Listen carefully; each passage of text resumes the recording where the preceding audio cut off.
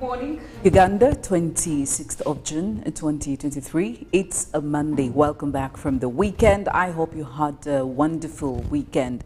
Whether it was eventful for you or not, well, I can say that it's time for us to start on fresh new business. What's on the agenda this week? Well, I can guarantee you that as the week goes by, obviously, there is a lot to look forward to. You as an individual, but also us as Good Morning Uganda. My name is Philomena Mastiko. Today is actually a very special Monday, International Day Against Illicit and Drug Trafficking Day, a day that was put aside by the United Nations to recognize the efforts and cooperations that are being put against illegal use of drugs, but also to avoid and control and also fight drug trafficking. Of course, in our day-to-day societies, every other time we've had on several occasions conversations around the usage of drugs by our people, men and women, but also trafficking in these societies. But we also go ahead to educate ourselves the effects of drug usage in our societies. So today is that day that I do encourage you to take a minute or two to understand when we talk about illicit use of drugs and trafficking, what exactly do we mean? Is this something you've heard of before, or is the first time? Well, it's never too late for you to take a lesson or two, and today again is the day you do that. Well, of course, it is quite a full crew here. I do have Robert Kirabo Nyonyintono join me and Felix Nkunda. Robert, welcome back from the weekend. Oh, thank you. How are you? I'm very fine, grateful to the Lord for the gift of life, and the weekend it was indeed. I had some good time. The Uganda Bikers and our association, we were in Ginger at Hospice Uganda, trying to cheer up, taking a few things for cancer patients there.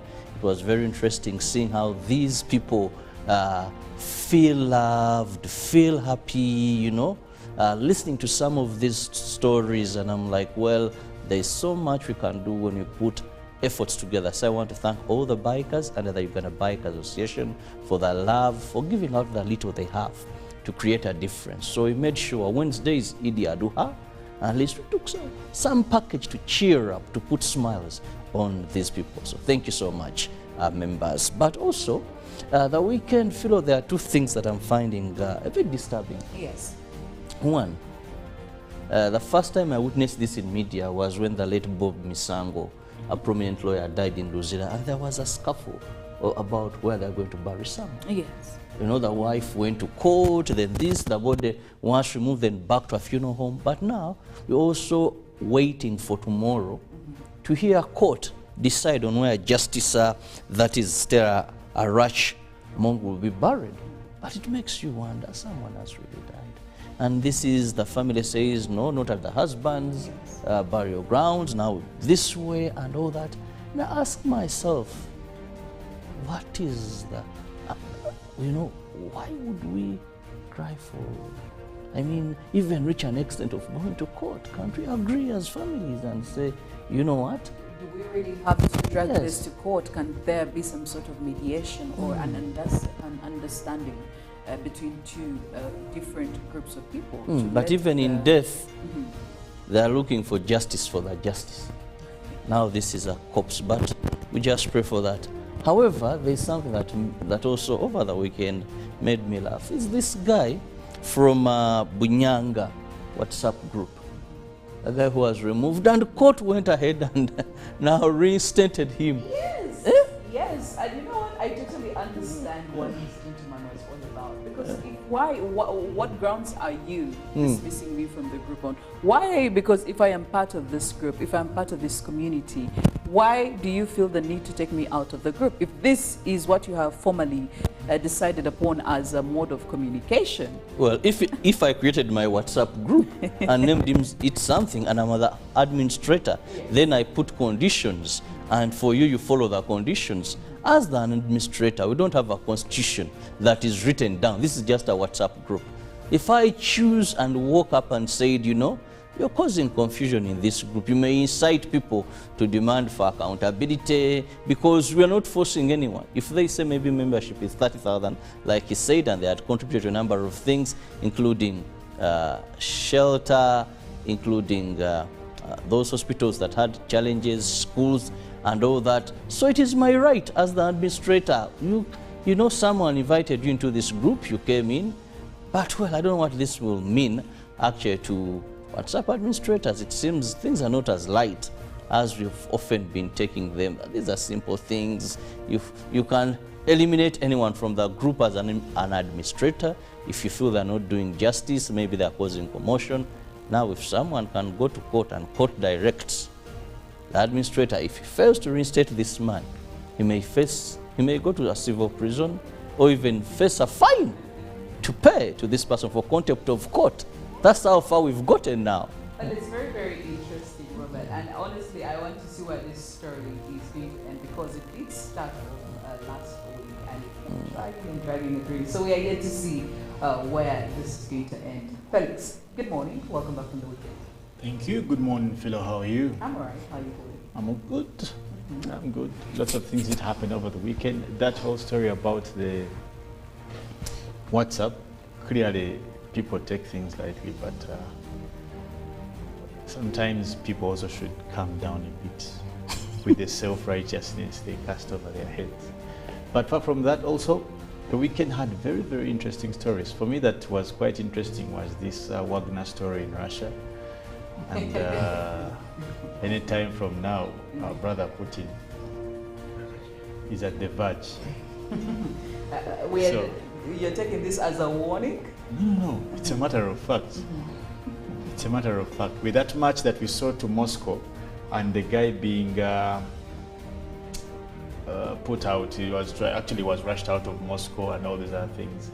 So we don't know how far this will go.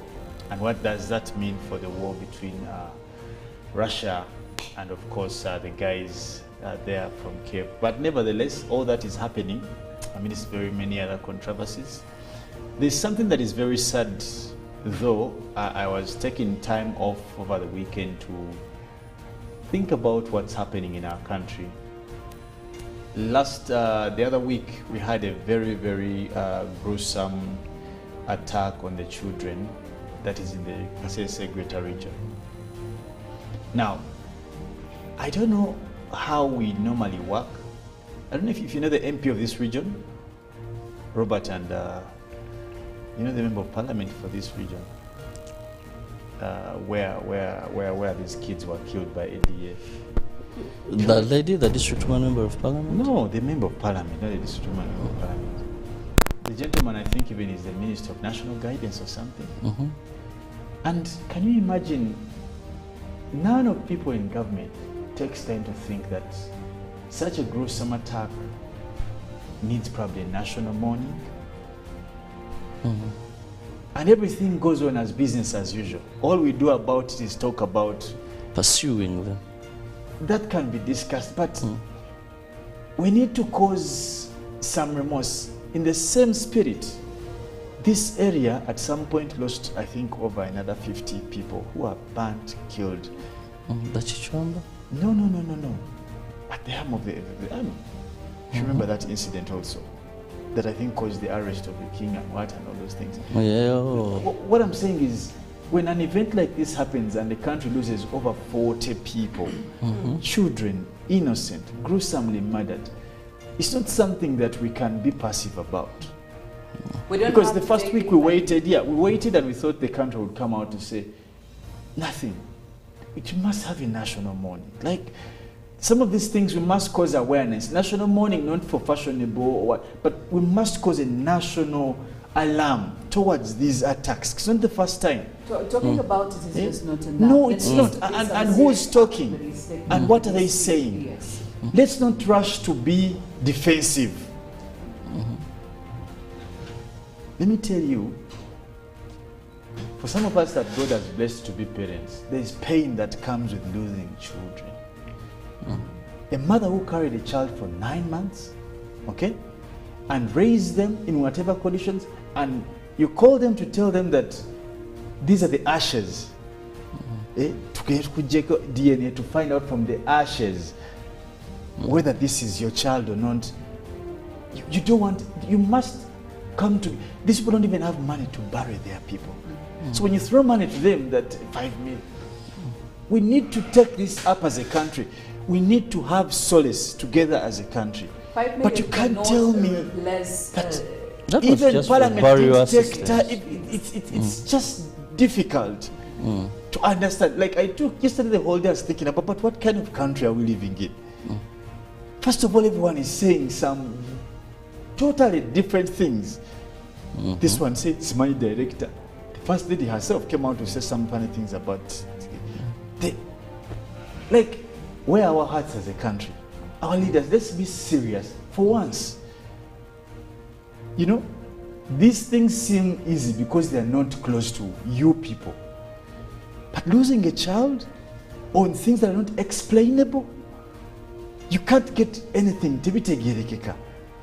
You're saying that there's even a barracks or whatever next, all these things. The best solace we can get is as a country to mourn the death of these young people. These are innocent young people. But even then, you know? Felix, another thing doesn't sit well with me is that the fact that we have almost everyone talking about this.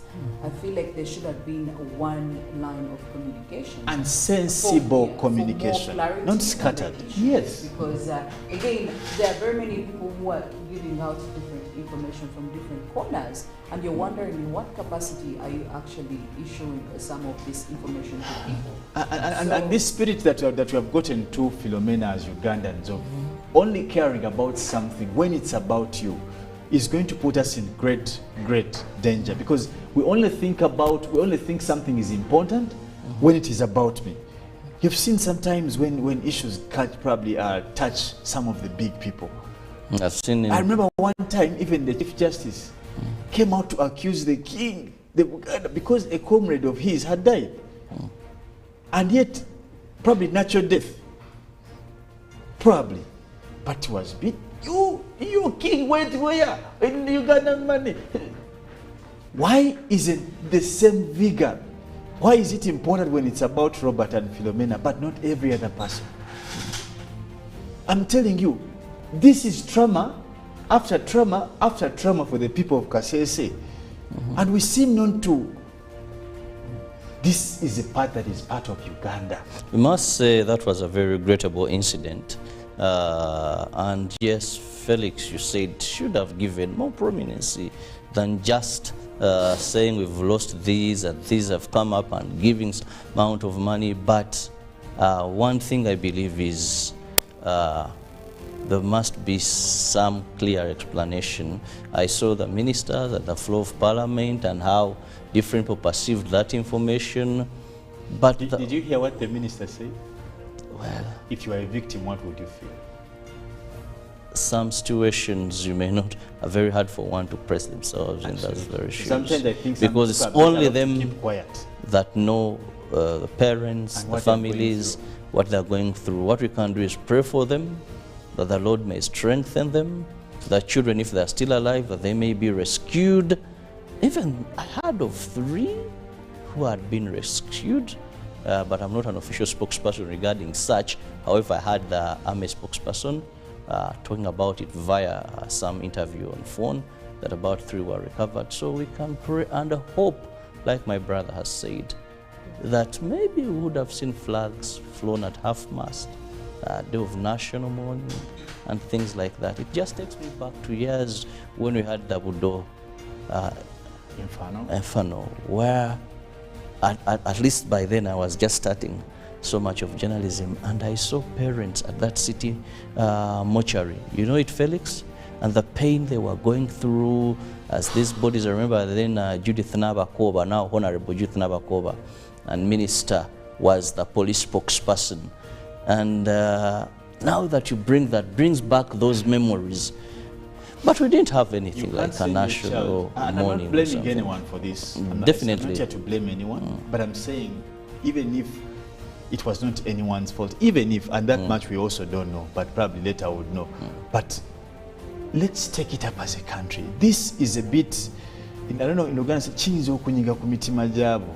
you know, it can be more comforting if the country takes it in as an event for all of us to mourn these people, than to sideline it. it's I not think fair. also sometimes, Felix, all Africans, This all is all third our world country. countries, This is the our way we country, value all of life. us. Let me just give you an example. We had 2 people who died in Karuma. Remember that truck? Now, the USA had 5 people who had gone to look at the wreckage of the Titanic. But the way these people were speaking and publishing it, the rescue is now done, no lives can be saved, now it is a discovery mission, and the way they value life and the way sometimes, and the prominence. But you would also even see many of our medias talk about what is happening there, give it the pomp, and forgetting that still we have also a truck that has drowned in Karuma and we've lost 2 people. So I think there's still a bit of, I don't know if we've been used to so much of death around, and I not think, that valued. I think what How do you get Felix used? here We become is complacent saying, or we need to something like deal that. with some of these issues with empathy. We need to actually be more empathetic while we are handling this, if we are going, and also be all over the place.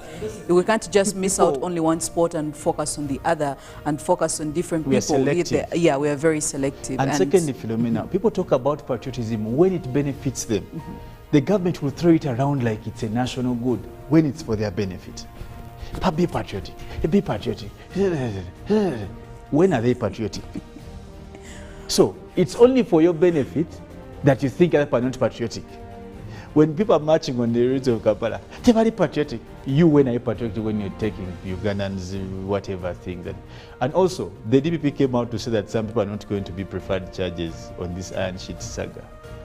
So you may not see some people in court, at least maybe probably the Vice President, the Prime Minister, and of course the Speaker. So you will not see them in court. Clearly. And shits unless you wanted almost the entire cabinet He did to be in want court, which would make So running of that's the government thing a about bit hard. patriotism.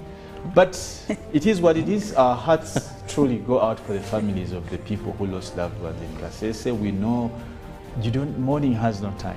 The pain, this is something You really can't can't promise put a time that mark it on will it, go with yes. this time. But one thing for sure, we know that God is the biggest and the only person who can condole real solace. But we pray for you and we are with you. UBC, good morning, Uganda. Our hearts are in with you. Well said. Good morning, Uganda, and right now we are going to go through some of our story briefs locally and internationally. Robert, what's happening? We'll begin with belated Women's Day celebration that were held in Shema district, where they marked Women's Day at a function offered by the Prime Minister Robin Anabanja. The function was held at Kawohe grounds and began with inspection of stores and parade mounted by UPDF, police, Uganda prisons, women and school children. Shema District Chairperson Jamie Tumwejuiche said the district is facing many challenges, including lack of district headquarters, which has greatly affected service delivery. He aired these concerns using the district's belated Women's Day celebration. And the Christian community of Ivukula Namutumba district has offered a heartfelt thanks to God for the life of the president. Well, the service was graced by presence of Canon Reverend Alan Wako and Archdeacon of Ivuka Church of Uganda. And moving on, MK movement has dominated NRM candidate campaigns in Oyam North constituency parliamentary election, something that has raised questions. However, the NRM Secretary General Richard Todong has joined the party candidate for campaigns, saying it's no complication on the campaigns and the candidate. Although it is an NRM candidate campaigning in Oyam North parliamentary by-election, but a handful of supporters are visible, seen putting on MK movement with slogans of Muhoozi is our next president. The coordinator of MK movement for Oyam says they are not aiming at disorganizing the rallies, but it's their support and contribution to ensure the NRM candidate wins.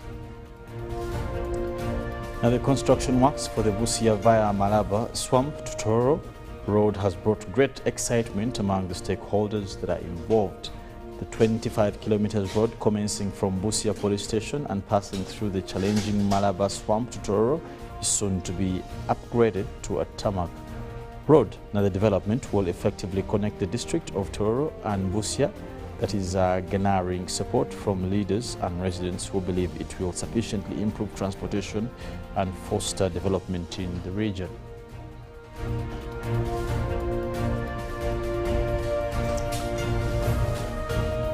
Well, crossing over to some of the global news.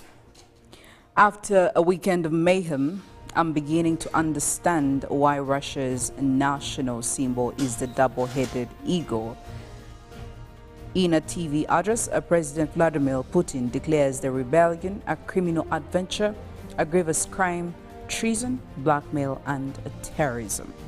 The Kremlin leaders' mixed messages have been raising eyebrows here and changing perceptions of President Putin as instability ratchets up pressure on him. The pilgrimage of Hajj has begun as crowds of Muslims donning white robes circle the Kaaba, the cubed structure at the epicenter of Islam's holiest site, their prayers ringing through the air. The annual pilgrimage began on Sunday in Mecca, Saudi Arabia, with the Tawaf, the circling of the Kaaba, in an event that is expected to break attendance records. This year, we will witness the largest Hajj pilgrimage in history, said an official at the Saudi Ministry of Hajj and Umrah. More than 2.5 million Muslims are expected to take part as coronavirus pandemic restrictions in place since 2020 have been fully relaxed. That year, just 10,000 people were permitted to participate, 59,000 in 2021, and last year there was a cap of 1 million people.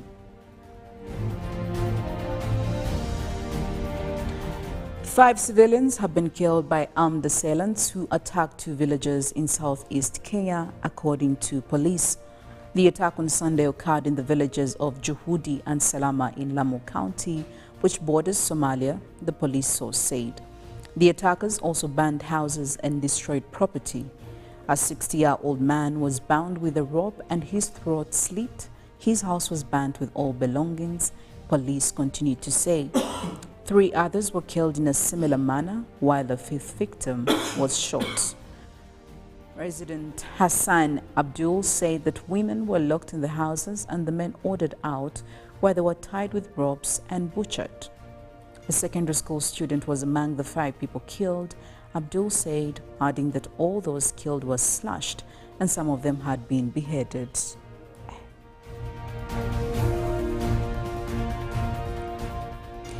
Now in climate news, the Arctic's climate is warming at least 4 times faster than the global average, causing irrevocable changes to this vast landscape and precarious ecosystem, from the anticipated extinction of polar bears to the appearance of killer whales in ever greater numbers. A new study suggests the Arctic Ocean could be ice-free in summer as soon as the 2030s, around a decade earlier than previously predicted. But to properly understand the pace and force of what's to come, we should instead focus on organisms too small to be seen with the naked eye. These single-celled microbes are both the watchkeepers and arch-agitators of the Arctic's demise. Well, very, very sad stories are coming in over there from Kenya. We're right now looking at also some of the big stories, what is happening in the Daily Monitor. Felix. Now, iron sheets, Museveni to decide minister's fate, and of course, advances in the treatment of sickle cell disease. Now, court to issue Justice Amoko Barrio Place verdict by email. Now, 6 ADF rebels killed, 5 guns recovered, and how families of 5 was killed in massacre. Now, reduced student intake, LDC told. Later on, we'll be looking at some of the stories from the papers within the region, and of course, we'll be giving you more on those highlights. But for now, we will go for a break, and when we return, we will be having more discussions in the Good Morning Uganda newsreel, and later on we'll be giving you updates on the road, what is happening, what is the situation like. And later on, of course, we'll be looking at some of the sports highlights, not forgetting a GMU agenda that will also be queued in there somewhere. So do stay with us and also get onto our socials to be part of these conversations. Twitter hashtag UBC GMU. We will be back right after the break. Good morning. Live from UBC Studios in Kampala. This is Good Morning Uganda.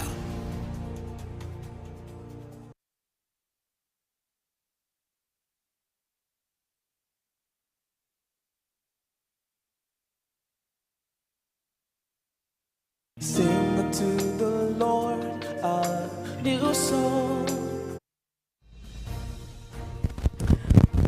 Morning. Uganda, 26th of June 2023. It's a Monday. Welcome back from the weekend. I hope you had a wonderful weekend. Whether it was eventful for you or not, well, I can say that it's time for us to start on fresh new business. What's on the agenda this week? Well, I can guarantee you that as the week goes by, obviously there is a lot to look forward to. You as an individual, but also as Good Morning Uganda. My name is Philomena Mastiko. Today is actually a very special Monday, International Day Against Illicit and Drug Trafficking Day. A day that was put aside by the United Nations to recognize the efforts and cooperations that are being put against illegal use of drugs, but also to avoid and control and also fight drug trafficking. Of course, in our day-to-day societies, every other time we've had on several occasions conversations around the usage of drugs by our people, men and women, but also trafficking in these societies. But we also go ahead to educate ourselves the effects of drug usage in our societies. So today is that day that I do encourage you to take a minute or two to understand when we talk about illicit use of drugs and trafficking, what exactly do we mean? Is this something you've heard of before, or it's the first time? Well, it's never too late for you to take a lesson or two, and today again is the day you do that. Well, of course, it is quite a full crew here. I do have Robert Kirabo Nyonyintono join me and Felix Nkunda. Robert, welcome back from the weekend. Oh, thank you. How are you? I'm very fine, grateful to the Lord for the gift of life, and the weekend it was indeed. I had some good time. The Uganda Bikers and our association, we were in Jinja at Hospice Uganda, trying to cheer up, taking a few things for cancer patients there. It was very interesting seeing how these people feel loved, feel happy, you know, listening to some of these stories, and I'm like, well, there's so much we can do when we put efforts together. So I want to thank all the bikers and the Uganda Bikers Association for their love, for giving out the little they have to create a difference. So we made sure Wednesdays, Idi Aduha, at least we took some package to cheer up, to put smiles on these people. So thank you so much, members. But also, the weekend, Philo, there are two things that I'm finding a bit disturbing. Yes. One, the first time I witnessed this in media was when the late Bob Misango, a prominent lawyer, died in Luzira, and there was a scuffle about where they're going to bury Sam. Yes. You know, the wife went to court, then this, the body once removed, then back to a funeral home. But now, we're also waiting for tomorrow to hear court decide on where Justice, that is Stella Arach Monk, will be buried. But it makes you wonder, someone has really died. And this is, the family says, no, not at the husband's burial grounds, now this way and all that. And I ask myself, what is the, you know, why would we cry for, I mean, even reach an extent of going to court? Can't we agree as families and say, you know what? Do we really have to drag this to court? Can there be some sort of mediation or an understanding between two different groups of people? But even in death, they are looking for justice for the justice. Now this is a corpse, but we just pray for that However, there's something that also over the weekend made me laugh. It's this guy from always available when you need it. Juko. Yo. Check the shopping, man. What's your secret? Haven't you heard of the parish development model PDM? Yes, I did, but I thought it was just a talk. No, Sebatia. It is real. I and a few friends together formed a circle, accessed money from the PDM, invested in a portrait project, and now things are moving.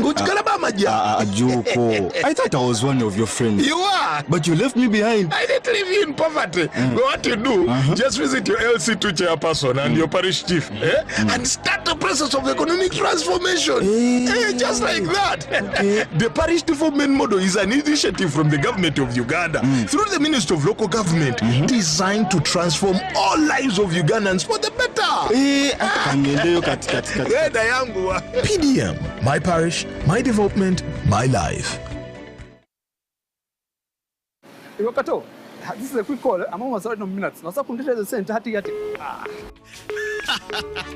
Why rush through such important conversations? Airtel Uganda has made it possible for you to call across all networks in Uganda at the best rates with the new Bona voice bundles. Stay connected anytime, anywhere, with minutes valid for calls on all networks. Dial star 100 star 1 hash. Select voice bundles and select Bona voice bundles today. Airtel, a reason to imagine.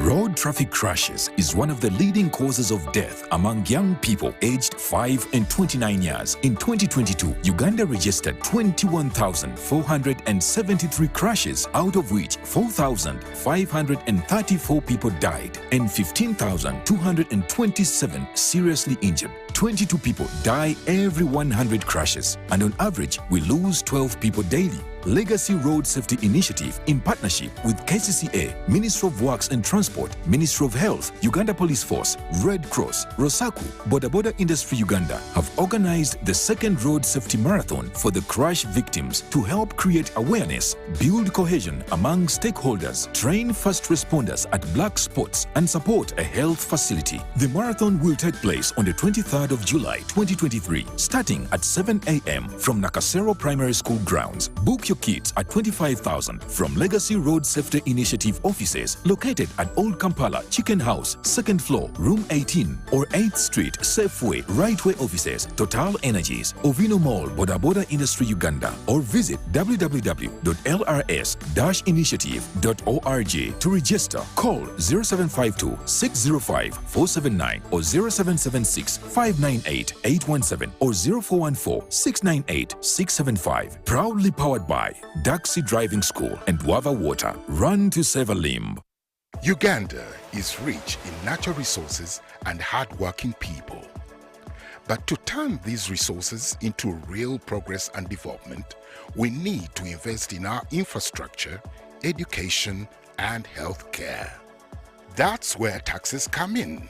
When we pay our taxes, we are investing in our country's future. We are supporting the schools that educate our children, the hospitals that care for our families, and the roads and bridges that connect our communities. And when businesses pay their taxes, they are contributing to the growth and development of Uganda's economy. They are helping to build a stronger, more prosperous nation for us all.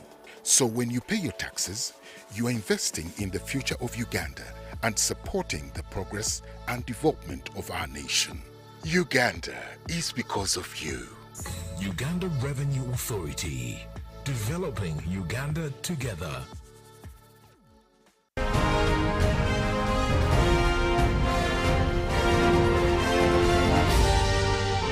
This is Good Morning Uganda.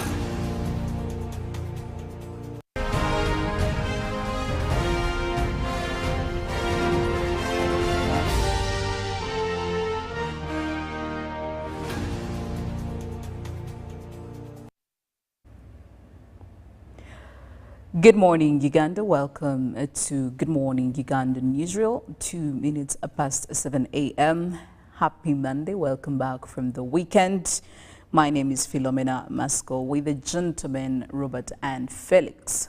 Well, today, like I did say, 26th of June is International Day Against Drug Abuse and Illicit Trafficking. Well, this day every year is celebrated on the 26th as declared by United Nations after coming to a realization that drug abuse, trafficking and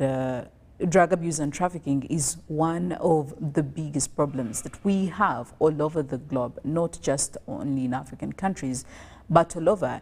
It is quite a problem that we cannot decide to look away from. This year's theme will be looking at a couple of things, but people first, stop stigma and discrimination, and strengthen prevention. Basically looking at creating more awareness in society to ensure that we stop stigmatizing victims of drug abuse and also isolating them, but also ensuring that we put more efforts when it comes to prevention of this problem. We'll be looking at some of these key elements in the theme for this year and see how we are doing or check on our progress as Uganda and also as a country that we know is dealing quite with a lot of young people who are victims of drug abuse, looking at teenagers, looking at adolescents. It goes without saying quite the biggest category of users and the youth here in Uganda. Well, be part of this conversation and let us know how best we can strengthen prevention of drug abuse and illicit trafficking here in Uganda. Make use of our hashtag UBCGMU on Twitter, and most definitely I'll be seeing your responses. Go ahead and let us know. Continue using our WhatsApp platform 0709-602-592. Be part of the conversation because this definitely involves you or involves someone you know or someone you truly care about or just your society and community in general. Well, looking at this, Roberts, International Day Against Drug Abuse and Illicit Trafficking, what do you think could be the significance of this day? Anyway, to a country like ours where we have the biggest percentage of the youth heavily invested in this? Well, such days have a reason why they were selected. One is to create awareness, first and foremost, to create awareness that we have this problem. Avail statistics. Then also it brings stakeholders, say ministries, like Ministry of Health could be there, non-government organizations, partners, to come together and come up with a way forward. However, sometimes we lose that purpose, where it's just about someone came, gave a speech, speeches after speeches, there's some eating, we hired some performing group to do some dancing and all that. But if properly put to use, these are days that create a lot of sensitization about drug abuse, days that are meant to spread the gospel even to the deepest person to understand that we have such a challenge. And indeed, when we talk about drug abuse, I was one time doing a story of some organization in Zambia that deals with rehabilitation of former drug addicts. And they said, according to them, these are not official statistics from Ministry of Health, but they said that per Ugandan youth, every 10 youth you find in Uganda, at least 7 are using drugs. 5 are addicted. You know, using and being addicted are two different things. Though, with using, some get addicted. Those are ones who tell you that I can even sell my phone, do any crime so that I can get money and buy these drugs. But there are those that may be users, but they are not addicted. So much as they may consume this regularly or when they meet a group. So we have a big problem. When you look at crime records in this country and you ask police and these even, they will tell you that drug abuse is almost responsible for over 50% of the crimes in this country. However, we still have very weak laws as a country where people are brought before and you either pay a fine of about 3 million or you have some jail sentence that is not exceeding 5 years and a person goes away. But also the biggest problem is we live in a country where drugs are so much available. So much available. In any corner, Philo, drugs are available and affordable. We may have these new that have come in here, ice, skunk, what, that are not locally what people use here, the marijuana, but they're very available in our country now. For such days, if they're given the prominence they deserve, is to ensure that it brings all concerned parties to wake up and say, what did we do last year? What are we doing different this year? Remember, this day comes at a time when this very year we had a court ruling that much as the judiciary came up and explained, but still has issues. Because we never saw Parliament coming up and saying, if that law was declared null and void, then let's rush to have a tighter law that can nab these people. Much as the judiciary said, now we can use an act that National Drug Authority uses, now we can do this. But our legal regime is still very, very weak. And it doesn't deter so much. That is why you see they may go round up some people, then bring them before court, then they will tell you, but were they found in action? They will go to some gardens, destroy them, once in a while, get those that are bringing in this sophisticated one.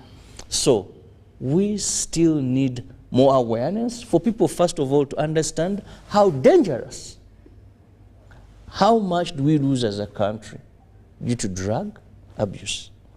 How big does a country invest in various rehabilitation centers, if there are, because I know only one at Butabika Hospital.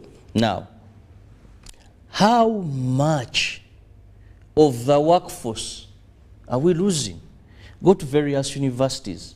You're going to find out how many come in first years, and by the time they should be in their final year, there are no more.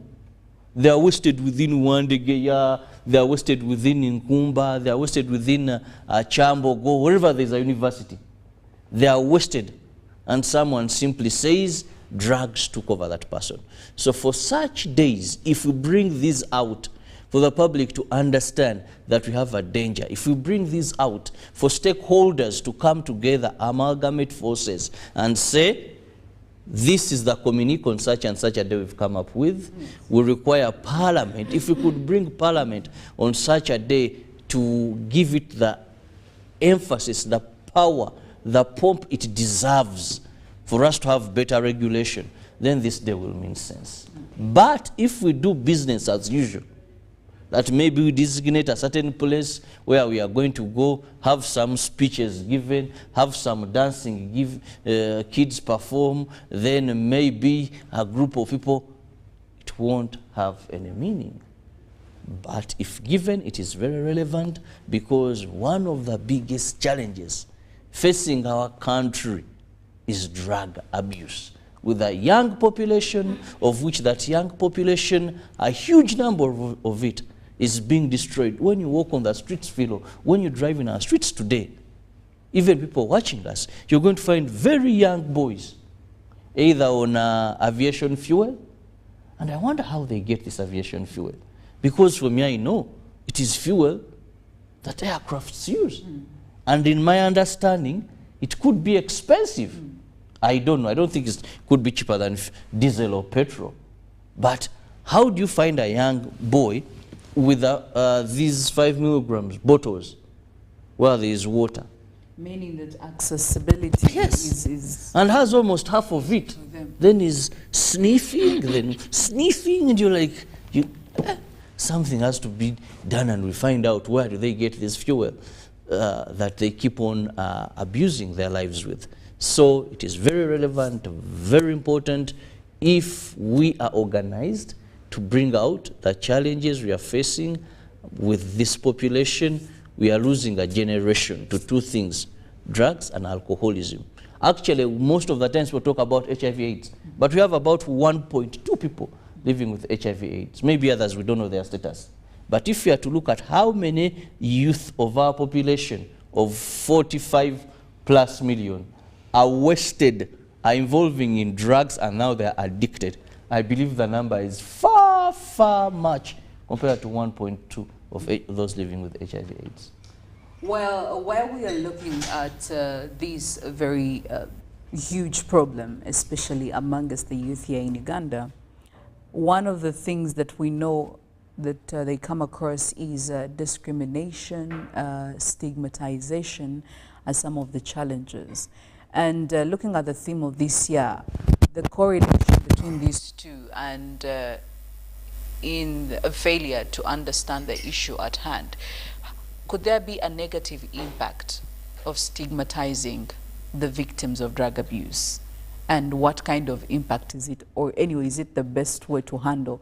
Because I am sure, Felix, you've had stories about, that person's child, that person's son or daughter, I don't want them to, to see them communicating or trying to interact with my children because they have a history with drug usage. Even those that have been to rehabilitation centers, people try as much as they can to stay away from them. So this kind of stigmatization, do you think it has a negative impact, especially when it comes to getting the final solution to the issue? I was actually worried when you said, you know, Felix, I thought you were going to say, you know, Felix, you have taken. I don't know that about you. I don't know that about you, so. That's why I kept on looking at you saying, yes, what is it? I dare you to But Phil, one thing I can tell you at least, Felix usually makes some revelations. So maybe even today, I know that's never. I don't think revelation. That is part of it. I don't think. Chida was trying to launch in the deep, but he'll fish the shark. You wait. you should take care. Yeah, you'll fish a shark. But anyway, looking at this whole story about drugs abuse and misuse, I can tell you truly that it's very, very sad. It's a cancer we tend not to recognize, Philomena, Robert. And regarding directly into the question you did ask about stigma, you know, stigma and they walk line with, they walk in line with something called abuse. They also walk in line with crisis. Now, what people call stigma is the truth said differently. You get the point? When someone says this person is HIV, this person is this, it's the truth said differently than how we want actually to hear it. You get it? Sadly, we put our eyes off the problem and our focus onto the person. And both of us have faults. The person who's stigmatizing the other, but also the person who is abusing whichever it is. Yes. So, in this particular discussion about drugs, stigma is not actually the problem. The problem is the drugs. Like I've always said, we always, and this is a normal behavior for all of us, we tend to put the problem aside and focus on the other issues around the problem. Yet our eyes should stay on the problem. All right? Drugs are a big problem for all third world countries. And that's a given. It's a fact, same as a matter. You may want to jargon around it, but the stereo you will give it will cause the bass. If you see, and sadly, when we talk about drugs, the examples of drugs are over even 100. We just can't break them down here. And among those, we're also talking about alcohol. Tell me a person in this country who doesn't know a family that has broken because of alcohol. Tell me. Any one of us, we can even start with you, me. All of us can name a family or an individual or a relative or a friend or because of drug abuse. Now, how many people do you know that have HIV? Philomena, you may not know any. Okay, one would say it's a disease, people are not open for what, but somehow you would know. But the fear we carry with drugs we try to make it normal because it's a habit. We tend to leave it to the victim because it's a habit. We want to think about it like it's their choice. Yet in actual sense, drug abuse is a problem. Actually, most recent, there has been evidence that it can also be genetic. Usage of drugs can qualify to be genetic. That's why you've gone to some families and you see from the grandfather to the grandchild, they all abuse drugs. Some families, it is one way of doing DNA, proving that this, yes, the way he's drinking, just like the grandfather. So some of these things we have to discuss. On days like this, we must take the bitter one to make true discussion in how we can help each other as a country. Now, of course, dealing with the stigma is reducing the abuse. That's the best way. You can't tell people to keep quiet. You're better off telling the abusers to stop. I don't know if it comes out clear. The stigma is there, and it's not that we applaud it. But how about we channel our energies to stopping the vice than stopping these people who stigmatize them? Because where is our interest? Is our interest in keeping quiet? Why would I want my child to associate with a drug addict? Why would I want? Give me a reason. Of course, parents definitely want to protect their own children. So that's not stigma. But then how that's do we awareness. help these that are trying to go off, and because of the thorns being thrown at them, there is no thrown. There is no thrown. Some what are trying to get truth. Off. Only that the people, us, we just don't want to hear the truth. When and you know how parents we are. If someone says anything about your child, even if someone says, "Your child is so fat," you know, it's natural. It's natural. It really comes natural. But okay, stigma is bigger than just family.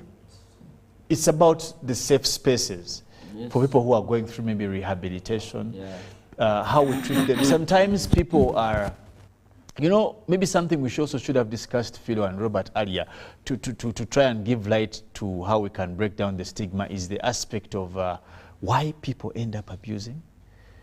Some of them is not self-inducement. There are many reasons in a country, third world country, that can cause someone to abuse drugs. There are many reasons.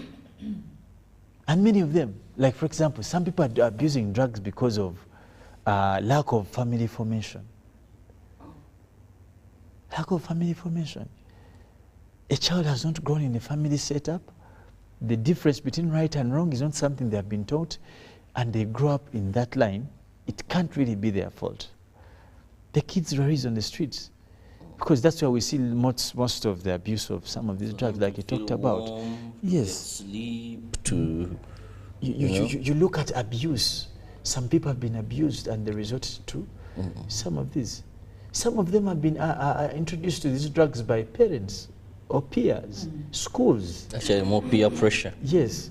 So sometimes also it's important for us, before we can probably cast judgment, to look at some of the reasons why. And sadly,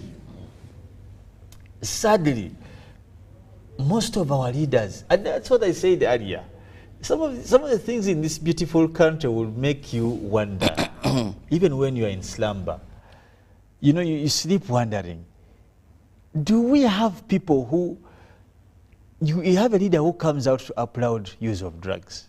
A leader. And you can talk about it at all levels. Leaders, not in the sense of necessarily politicians. They can be artists, actors, in the form of leadership. Audience, people that have people that look up. Someone comes up and they talk about drug usage as an artist, and the whole country is excited.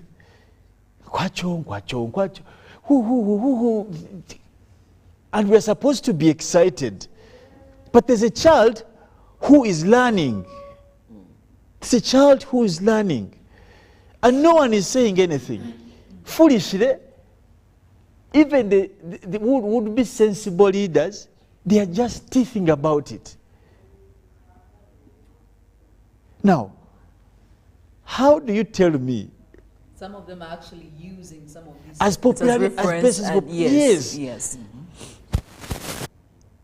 There's a time one of the musicians in this country had an identity of drugs. And it was normal. All his career thrived on that. Yes. Drugs. That was his personal identity. For over 10 years. And tell you what, he was famous. He was celebrated. They're the ones who sing on government functions. They're the ones who, how foolish are we? Like St. Paul said, you foolish Galatians, you foolish Ugandans. What are you doing? There's a saying in Uganda, I'm trying to put it in English.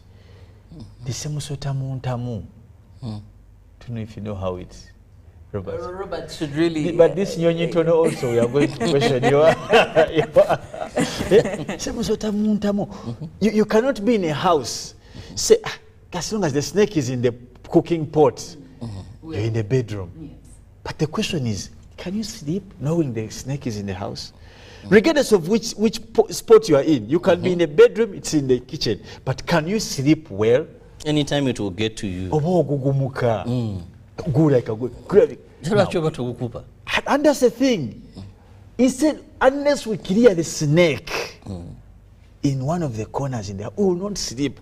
Now, these things are before our eyes, and we seem to pretend. When a musician comes out and his identity is it cannabis? What is that? Is it cat? Isn't it in English? Yes. Yeah. And that is his trademark. And even sings a song. Now, and where is UCC? You guys, we talk about drugs lately. And these songs are the ones our children, huh? If you have to bring in UCC regarding the music that is being played. Let's be honest. Where you're going to launch and today you're calling a member of cabinet to maybe to authorize or to be part of a function that discusses drugs. But tomorrow, an arm of government is okaying such kind of music. Now, who is fooling the other? Who is in it and not in it? People should be shy to even relate themselves with drugs. But the reverse is the truth in this country. If you're seen being a drug user, you are popular.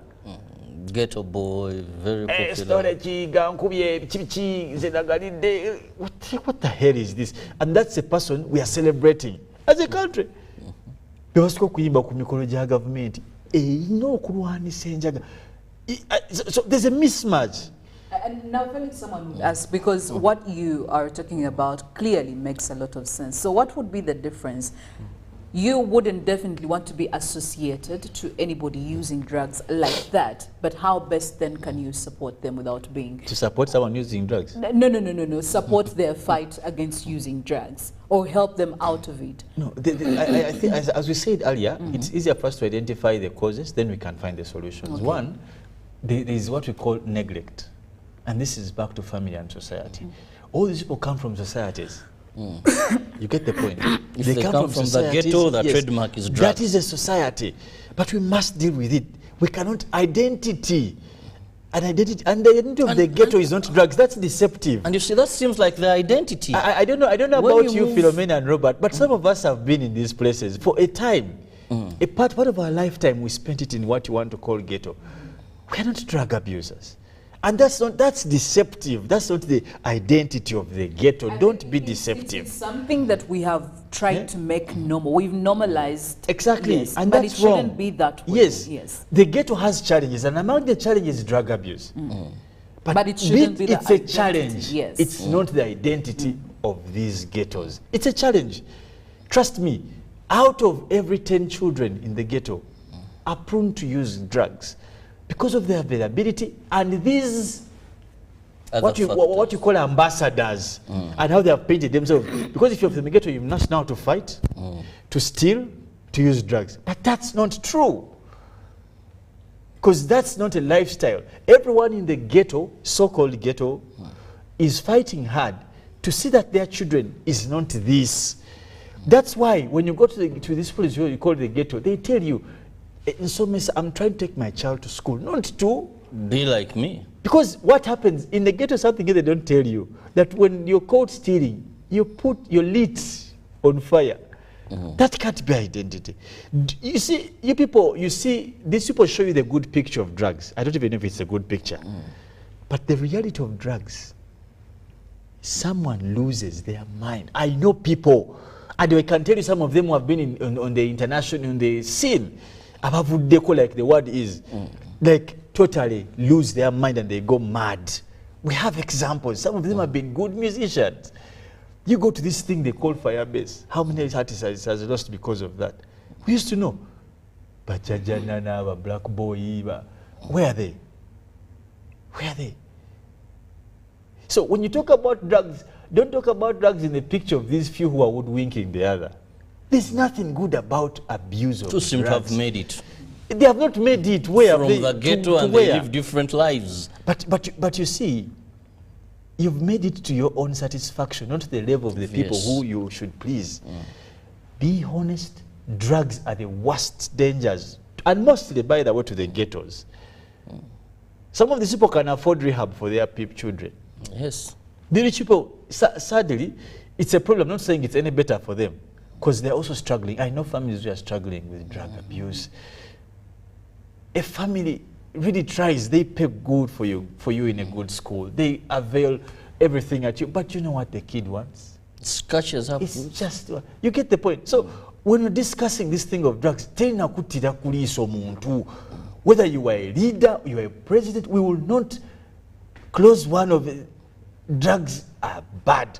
Whether you are opinion leader, opposition, we don't care who you are. But as long as you're going to promote drug abuse, we shall take you on. We don't want to grow in a society where our kids are being scared. Because today they tell you some places you can't pass. Look at criminality. The relationship between drug abuse and criminality is 100%. Have you ever, I don't know, Philomena and Robert, have you ever encountered someone who is on heights? So they call it. Have you ever encountered someone? Yes. The things they say, the things they do, the rape cases. You go and read criminology, the reports. The rape cases, theft, murders, You see, because now when someone takes two things that drugs bring, so related. They compromise your patterns. Because your mind, you're not in the control of your mental faculty. They compromise your mental faculty.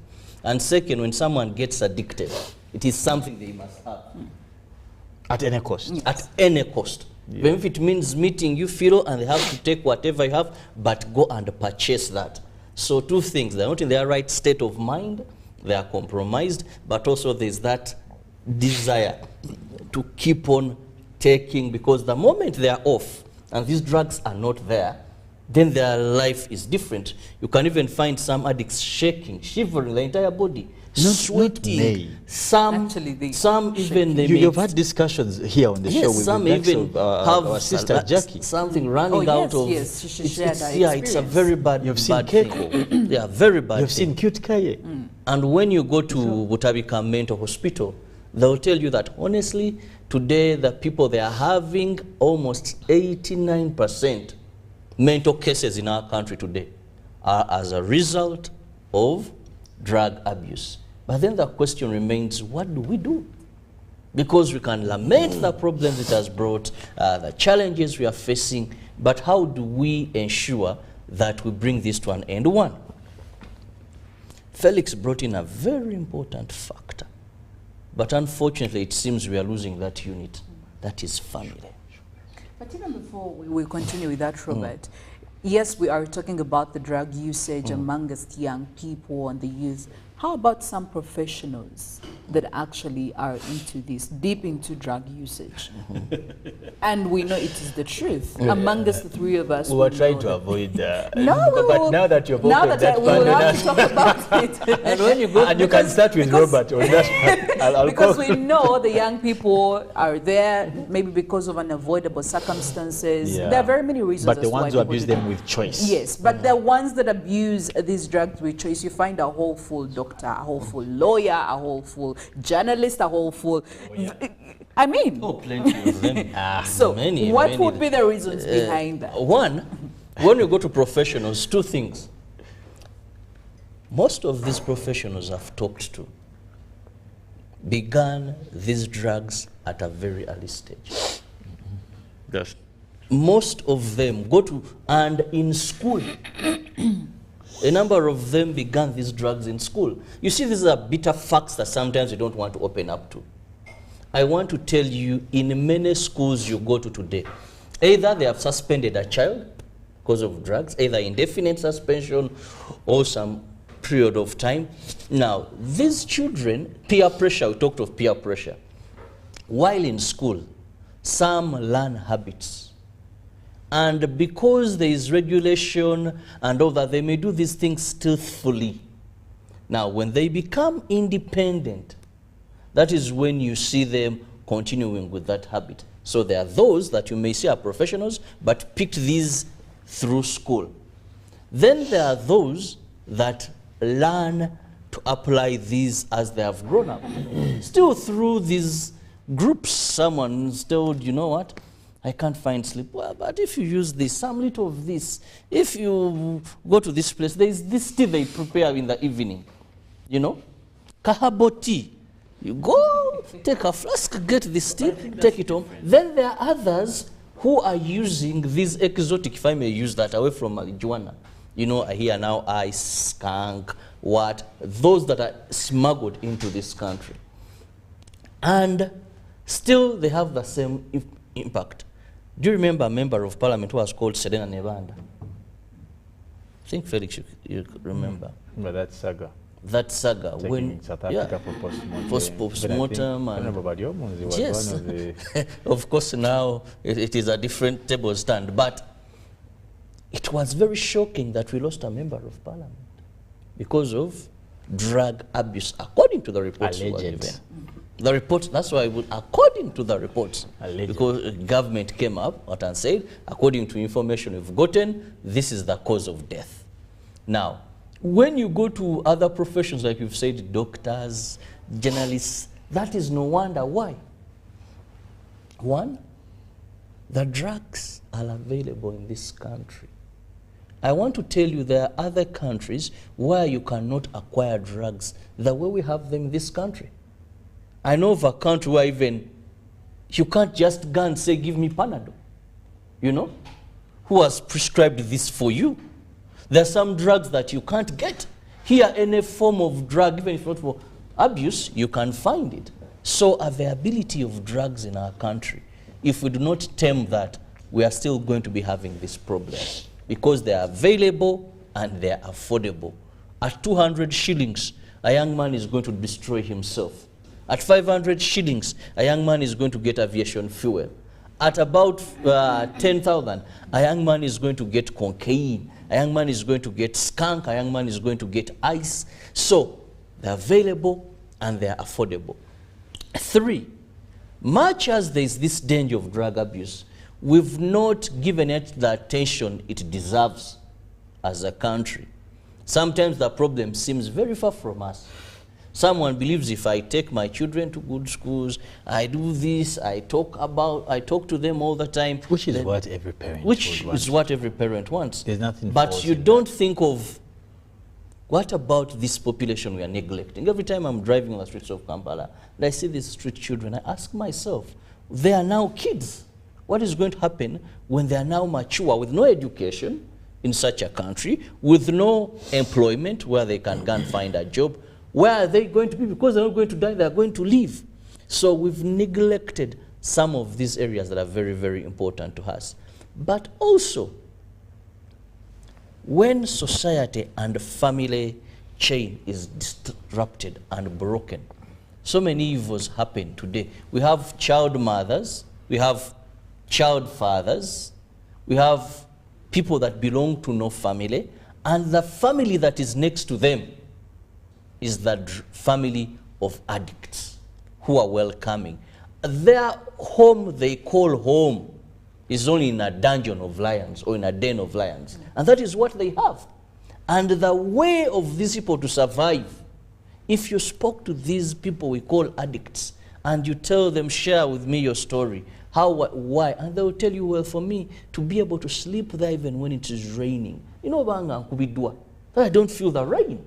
For me to be able to do this work, I must have taken this. I must be in such a format. And because of what the situations they are in may verify why they're taking drugs. So we need to give this national importance and say, how do we handle this? You can't tell me Parliament, when they brought this law that caught some member of Parliament, we are going to come up with another law. No, but that has come to an end. But Philomena, yes. Robert, if kindly let me give some of my remarks conclusively, perhaps. You know, Ugandans, we joke a lot. We take things for a joke. Probably that's definitive of us being a growing economy or even a growing sovereign. Let me tell you what it means. In Uganda today, I know of one of the NGOs called Drugs Apana, one of my very good friends, and Sevunya. She works with the Central Broadcasting Corporation. They try to solicit money to cause awareness and what. I know of some other NGOs who are doing the same job. You know, there's a saying that emiti emito jigumiza ekibira kirabo. Kirabo, seriously.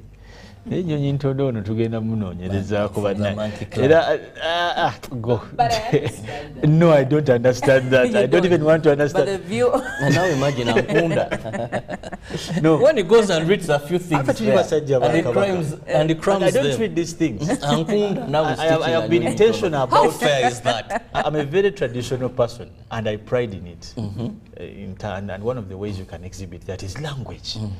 Can I ask you something small? Not now. Now, back to the point. We'll have time for that. But here's the thing. I think as a country, the people who are in charge of this country don't think it's important to save it for the rest. And this is manifested in many other things. Just not their priorities. Their priorities that they That's what I'm saying. If there was a priority, Kirabo, let me tell you, when you don't guarantee a next generation, you have not guaranteed your own existence. Who's going to speak about you when you're not here? We speak about proudly our grandparents, because they made us. That's the reason why they used to wake up every day. Gendo some, atasoma, kalamu terimba. They were not stupid. They would have let us. Our mothers beat us so much, not because they had appetite for seeing us cry, but because of this. Who is going to talk about their legacy? Who is going to talk about your legacy? You Speaker of Parliament, you Deputy Speaker, you Member of Parliament, you Minister, who? No one is going to talk about your legacy on the streets as drug addicts. You drive past these street children, no one talks. Why don't you have these discussions? There seem to be issues of national concern that a member of Parliament can Uganda can only live beyond today if we prepare for the next generation. And this is for all of you. The leader of opposition, Honorable Matthias Impuga, is a very sober man. Very sober, both in spoken, thought and mind. I know him for a fact. Come now, council colleague. Let's be open. Let's not let me say another Uganda one. Like you're walking like this. Let us know you for something, regardless if it attacks you or not. But drugs, we need to know opposition, that's the thing. Yes. Let's know your stand and let's talk outrightly. Okay? But this thing of pretense that because it will affect me, because your children will be victims. Robert said it. You don't know who your daughter is going to get married to. Then you begin bothering with issues of domestic violence. So now I was reading statistics in Kampala, very interesting statistics. Kampala is the district that has the most cases of domestic violence, both at police and in court. And one thing that comes out, one thing comes out that more women are beating men. It is expected. But also to put a rejoinder at what he's saying. I think Kampala people called Vachiga, right? you're the most wonderful women you can ever meet. Of course, where was that? Uganda, definitely. Well, we'll have to leave that conversation at that. But right now, we'll look at the big stories in the dailies coming in from the Citizen and the Daily Nation. Looking at the Citizen, what Tanzania's first tea auction means, and USAID head underscores key role of PPPs in growth. And fresh glimmer of hope for sickle cell disease patients. In Samia, government's plan to keep youth off drugs. Well, that's a very good plan. We hope that the same can be picked on by all the East African countries and implemented. And the Daily Nation, return of terror and resurgence of Somali terrorist group worrying as frequency of attacks increases. Kenyan teenagers poor at problem solving, says study. Nakumicha vows to take on cartels as she seeks to clean up NHIF and KEMSA. And looking at politics, Odol's moment of truth, in-house, a vote showdown. And finally, it's a wrap. Ogier servers a brilliant WRC Safari rally win as Toyota claim bragging rights. The Daily Nation, the Citizen, the New Vision, and Daily Monitor for you this morning. Go ahead, get yourself copies of these papers. Good morning.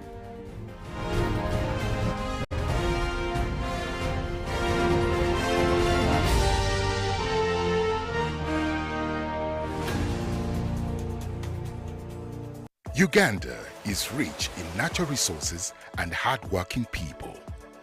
But to turn these resources into real progress and development, we need to invest in our infrastructure, education, and health care. That's where taxes come in. When we pay our taxes, we are investing in our country's future. We are supporting the schools that educate our children, the hospitals that care for our families, and the roads and bridges that connect our communities. And when businesses pay their taxes, they are contributing to the growth and development of Uganda's economy. They are helping to build a stronger, more prosperous nation for us all.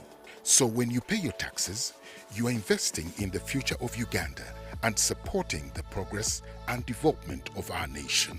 Uganda is because of you. Uganda Revenue Authority, developing Uganda together.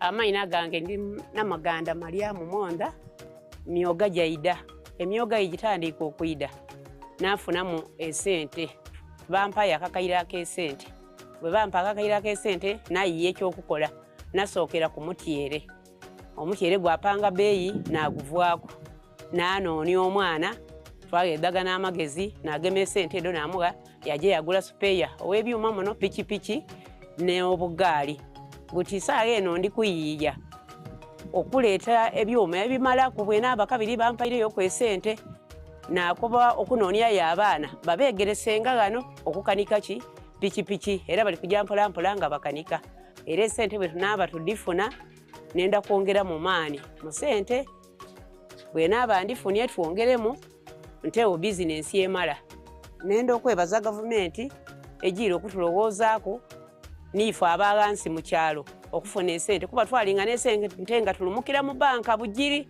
butige baida ku numba ng'eno najjayo ku bwe baida ku numba baida kutaa ku bigandiiko aye dino tutwalayo mpolampola nenda okwebaza gavumenti olw'okulowooza ku nsonga eyo mukama abawa omukisa.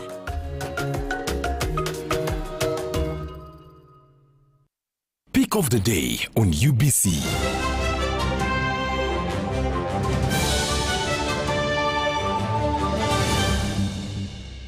Was brought to you by Gatawa with MTN Momo Advance. Momo Advance tops up your Momo to complete your transactions. Dial *165*5*3# to apply. MTN Momo Advance is always available when you need it. Ocho, mwami musoke. Njose ne kusanga. Ate chichi. Munange, anti gwamanya kunyinyonyola ebintu by'emisolo bino n'embitegeera. Ate kiki leero? Mbadde ku dduuka ne mpulira nga abakyala bagamba mbu tulina okwewandiisa mu nkola ya IFRIS. Tukikolanga. Ate mbadde kituufu nnyo. Mbadde sikimanyi nakyo. Eyo y'enkola egenda okutuyamba okulwaninga bizinesi zaffe mu ngeri ya digital. Etya. Oba olina okuwandiisa bizinesi yo mu IFRIS osobola okumanya omuwendo gw'ebintu by'olina mu bizinesi yo, enfulumya n'ennyingiza mu bizinesi yo. Awo URA esobola okukola omulimu gwayo ogw'emisolo obulungi. Nedda mwami Musoke kye sitegeera. IFRIS eyingira etya mu bizinesi yange? Kakati enkola eno ya IFRIS eyingiza bizinesi yo mu sisitemu ya URA kubanga tekyali kya buntu bulamu okugerekera omusolo ogutali mutuufu abateebereza buteebereza. Ekyo kituufu ddala bannange, ekyo kituufu kubanga mazima obadde omusolo gubadde gwapaala bupaazi ng'ogenda n'osasula omusolo gw'otomanyiko omutwe n'amagulu kwegamba bambi nga tekiriiyo. Olaba kakati ati n'ekirala IFRIS eyamba okukuuma ebiwandiiko bya bizinesi yo kuba biyinza okubulako, biyinza okukwata omuliro, naye kati wano IFRIS biba biri digitalized. Bannange nenkola ntya okwewandiisa? Kyaku nnyo waludde dda. Okwewandiisa mu nkola ya IFRIS genda ku kibanja kya URA www.ura.go.ug awo olondeko e-invoicing awo no ugoberere endagiriro. URA tukulaakulanyize wamu Uganda.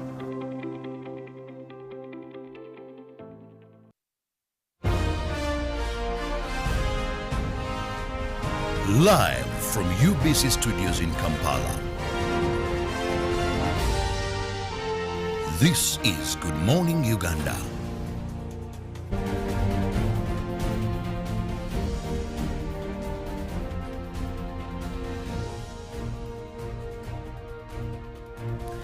Good morning, Uganda. Welcome to the traffic updates this morning, looking at areas in Kawempe Division and surroundings, kicking it from Komamboga. If you stay around this side and you're headed towards town, areas of Chanja, areas of Chisasi, Kulambiro, I want to assure you that the traffic is very intense. Kicking it right here from Komamboga, headed towards Chisasi, you will be coming across some heavy traffic along this road, and of course as you go around Bahai you will be expecting a few traffic build-ups here and there as you're headed, of course, towards Chebando. Chebando is very busy this morning. The traffic has already taken dominance over the roads, and looking at Kisingiri Street is not any different. If you're joining Chebando from Chisasi, again, the situation is not any different as well. Traffic already building up here and over here as you're headed towards a town. Ntinda Chisasi Road, this is around Chigowa, Bukenya zone, quite heavy on the traffic. Already the orange and the red marks are taking over the biggest part of this road, so you will be experiencing some heavy traffic over there this morning. And as you proceed to Ntinda, you will be having again some traffic over on this road and Ntinda 2 road as well, which is already heavy on the traffic. While bringing it back to Bukoto Close and Bukoto Road, again heavy traffic as we speak this Monday morning. I could say that because it's a Monday, we have very many people trying to make it to town, cyclists, motorists and pedestrians, so definitely that could be explaining the biggest part or the biggest reason as to why we are having this traffic. Well, from Chebando, as you're headed towards town as well, you will be expecting traffic. Molago is very busy this morning around that roundabout, quite heavy. So please, if you have another alternative route, maybe you should be looking into that route this morning. Well, away from that, as you're headed towards the old Chira Road, definitely you'll be coming across some crazy traffic. Looking at areas around Kisementi, we already have the build-ups here, so please be careful as you're trying to navigate around that area. Of course, connecting in from Old Chira Road to Yusuf Lule Road, some heavy traffic, and also trying to connect to John Babiha Road, definitely again some traffic that you will be coming across, as of course you're trying to make your way to Kampala Ginger Road over here, where the traffic is very extremely heavy, as shown by the maroon lines here. Since we have many cars pouring in from different roads and streets to join the main road, obviously you should be expecting that. We do have motorists also coming in from Old Port Bay Road, from industrial area, as shown over here, causing again some traffic, so you will be expecting some delays as you're trying to make sure you connect to town. Well, I would do encourage you to be patient. If you haven't yet set off, probably you could wait a minute or two, and if you're already in the traffic, maybe it's very important and thoughtful of you to exercise quite a lot of sanity and patience while over there. I will leave it at that. We'll be having the agenda coming in right after. Good morning, Uganda. Live from UBC Studios in Kampala. This is Good Morning Uganda. Road traffic crashes is one of the leading causes of death among young people aged 5 and 29 years. In 2022, Uganda registered 21,473 crashes, out of which 4,534 people died and 15,227 seriously injured. 22 people die every 100 crashes, and on average, we lose 12 people daily. Legacy Road Safety Initiative, in partnership with KCCA, Ministry of Works and Transport, Ministry of Health, Uganda Police Force, Red Cross, Rosaku, Boda Boda Industry Uganda, have organized the second Road Safety Marathon for the crash victims to help create awareness, build cohesion among stakeholders, train first responders at black spots, and support a health facility. The marathon will take place on the 23rd of July 2023, starting at 7 a.m. from Nakasero Primary School grounds. Book your kits at 25,000 from Legacy Road Safety Initiative offices located at Old Kampala Chicken House, 2nd floor, room 18, or 8th Street, Safeway, Rightway offices, Total Energies, Ovino Mall, Boda Boda Industry Uganda, or visit www.lrs-initiative.org to register. Call 0752 605 479 or 0776 598 817 or 0414 698 675. Proudly powered by Daxi Driving School and Wava Water. Run to save a limb. Attention coffee farmers, traders and processors. Uganda Coffee Development Authority has important advice for a successful harvest season. Pick only red farm cherries to achieve good weight and high quality coffee. For natural processing, dry coffee on tarpaulin, concrete or clothing to avoid mold growth. Avoid heaping coffee on the floor. Store coffee in jute bags and in ventilated rooms on wooden pallets. For more information on good harvest practices, visit your nearest extension worker or Uganda Coffee Development Authority offices.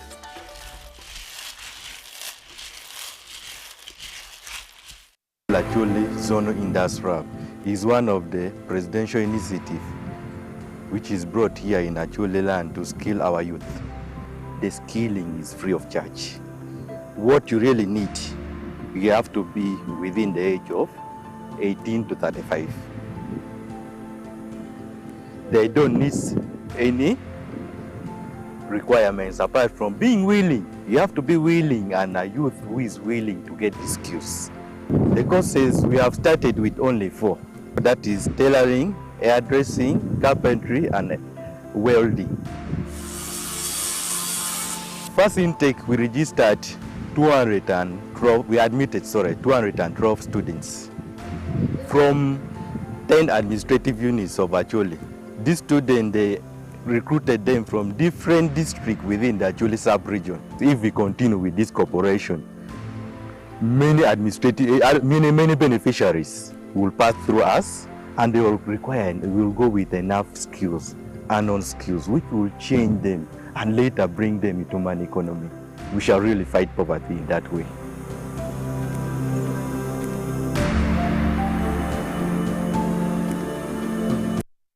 Iwakato, this is a quick call. I'm almost out of minutes. Now, the center. Why rush through such important conversations? Airtel Uganda has made it possible for you to call across all networks in Uganda at the best rates with the new Bona voice bundles. Stay connected anytime, anywhere, with minutes valid for calls on all networks. Dial *100*1#. Select voice bundles and select Bona voice bundles today. Airtel, a reason to imagine.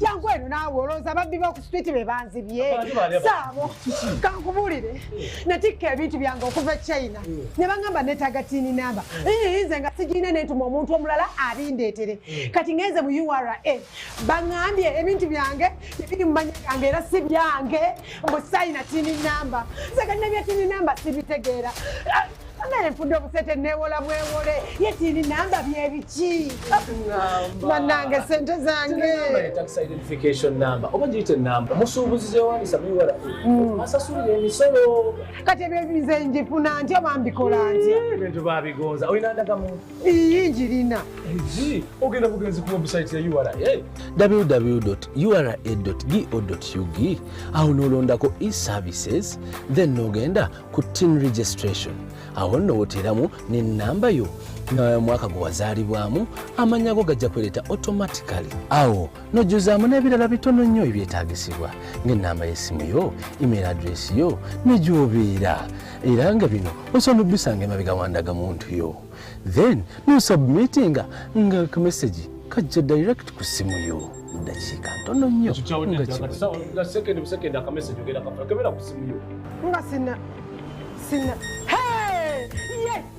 bannange bintu bikolera ddala bannange obugayaavu kibi omanyi nti obugayaavu bukuza muti bannange weebale Dangote bannange omponyeza omanyi ebintu byange bingi byowonyeza okubbibwa nzizeyo mu URA mbalage nti nkirina okubeera ne tini namba kikuyamba mu bintu bingi nnyo okugeza mu kusuubula n'okusuubuza eby'emuguzi mu Uganda ne wabweru wa Uganda okuddizibwa ensimbi okuva ku misolo gy'ozosasula okufuna looni mu banka ez'enjawulo okufuna layisinsi okuva mu government agencies zonna okuwandiisa emmotoka yo n'okugula oba okutunda ettaka. URA tukulaakulanyize wamu Uganda. These days, our homes are no longer just the places we live.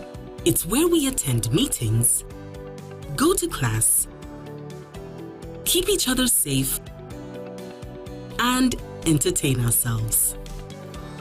To do this smoothly, you need a reliable internet connection. Buy the MTN WakaNet router, which connects up to 32 devices and gets a free 40 GB data bundle at only 149,000 shillings. Or buy the MTN WakaNet MiFi at only 75,000 shillings and enjoy a free 15 GB bundle to stream, study, work, and play on the go. Visit any MTN service center to buy the MTN WakaNet router or MiFi and enjoy the internet that does amazing things.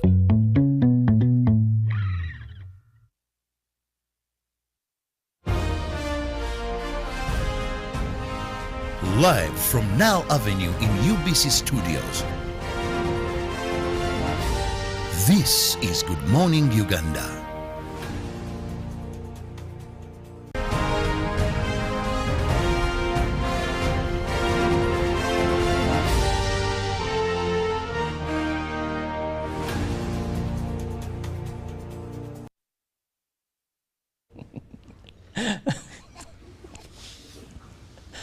A lovely morning to you and welcome to Good Morning Uganda agenda here on UBC TV. Thank you so much for always being part of this show. Now we are here every weekday from 6:30 and the Fantastic Four plus a big team behind the scenes really are ready to spice up your morning, brighten up your morning no matter how dark the night could have been.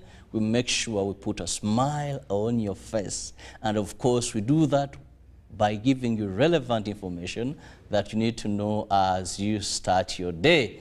That is both local and international. Welcome to this segment where we usually have a guest in studios with whom we discuss issues of national concern. This morning, we are going to be discussing something that if you own a vehicle, you own a motorcycle, you own a tricycle, you're required to have. And beginning with Saturday, which will be 1st of July, any vehicle or new vehicle is expected to be having the digital number plates.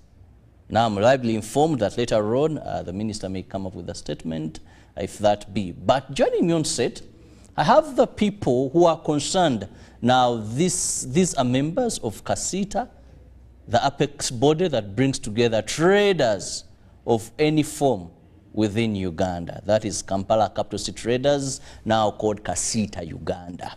And this morning, I have Ntambi Michael Blair, who happens to be a lawyer and a member of E-Trade and Support Association Uganda and Safe Border Uganda.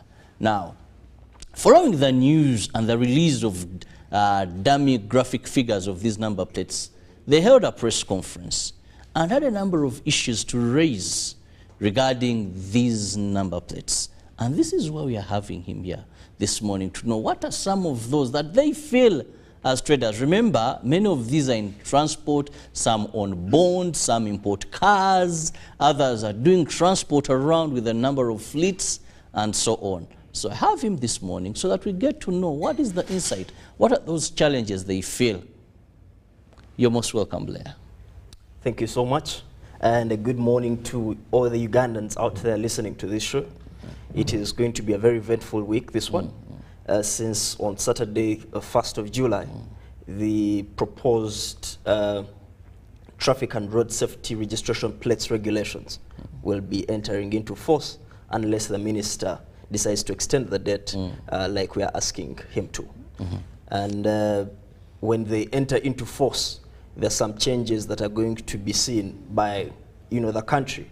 For example, like you earlier mentioned, all Ugandans that have cars or borders on the road will be expected to take those borders and cars back so that they can get a new registration plate, or you could call it a number plate. And this number plate is going to be a digital number plate.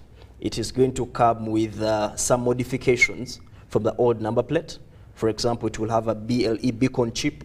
It will be an identifying feature which will be communicating with a tracker, which is also going to be placed on a Ugandan's car.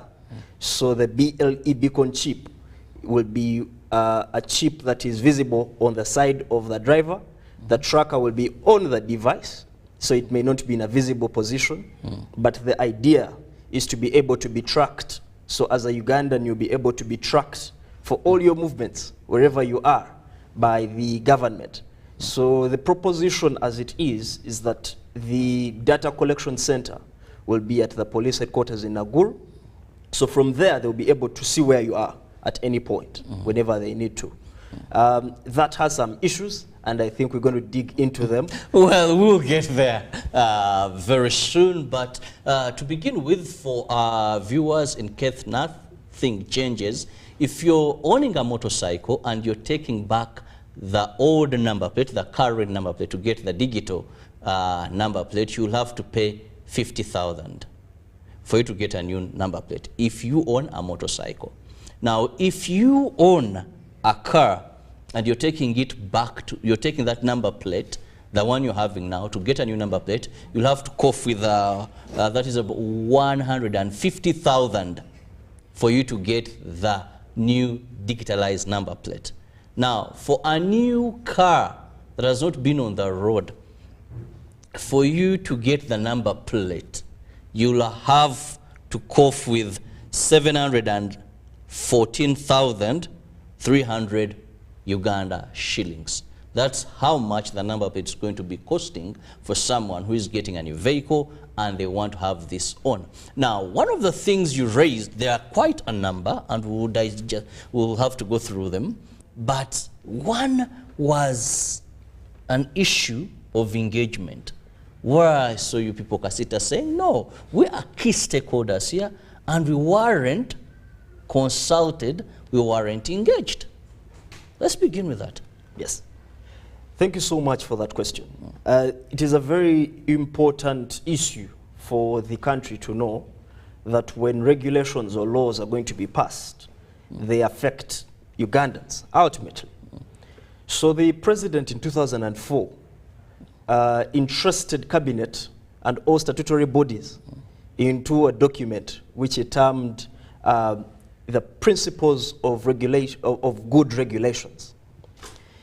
Last year, the cabinet secretary reintroduced this document to re-educate or to remind cabinet ministers and statutory bodies about the principles of good regulations. So the principles include things such as consultation, that for you to have good laws, good regulations, good policies, you must make people who are going to be the ultimate beneficiaries the centerpiece. You must study the implications to trade, you must study the implications to their livelihood, you must study whether some people are going to be unemployed because of creation of a new law, you must study whether the people themselves will have buy-in and it will be easy to implement that law. That should be done on top of the other good things that the law may propose. Because the spirit behind laws, for example, this regulation has been presented to be to strengthen the security system of the country through strengthening or the bottlenecks or the challenges that exist in the transport sector. Actually, I remember very well when the president first made this utterance, was when he had numerous shootings by border hitmen, where he came out and said, no, we cannot continue living like this. Let's have trackers so that we can be able to identify that if a shooting happened at Nile Avenue UBC at this particular time, let's check out which vehicles were there, which motorcycle was there, and to then be able to locate the means of transport for these people, then we shall curb them. That is very true. And I think that is the spirit of national interest. However, whereas it is good to that extent, the country is also guided by the National Development Plan 3, which on one side works to strengthen the security of the country, but on the other side also balances the aspect of economic development of the state. So what is interesting then is how then you balance the interest of national security together with trade that exists in the country. To take you back to the question of lack of stakeholder engagement in this particular set of regulations is because it is only 2 weeks ago that the stakeholders, for example, industry players in in the border industry, or even the bonded warehouses, or even the drivers were called by the ministry to let them know that this is already what is going to be rolled out. At that level, there wasn't any adequate response to some of the issues that could come up. For example, there are industry players, traders down in Wachiseka, who could have imported trackers of their own. They know this is 2023, it is the year that I'm going to make my money. You go to Dubai, you import your trackers, you know you're going to count on those profits for you to survive. And now the government says that no, we're also going to have our own trackers. So that is directly disincentivizing that person from making money. The country loses revenue because that person's tracker is not going to be sold. No Uganda is going to be interested in having more than one. Since they know there is a government one, they can always count at Naguru to track their car. But then you have to look at what are the implications as government. Do you have incentives to help this person out because they're going to make losses? If there are none, then you have to check yourself. Second thing, you need to also know that if you're going to fluctuate prices like the way we mentioned them, that the prices are different for someone who has a new car and they're very different for someone who has an old car. Both these people are getting exactly the same device.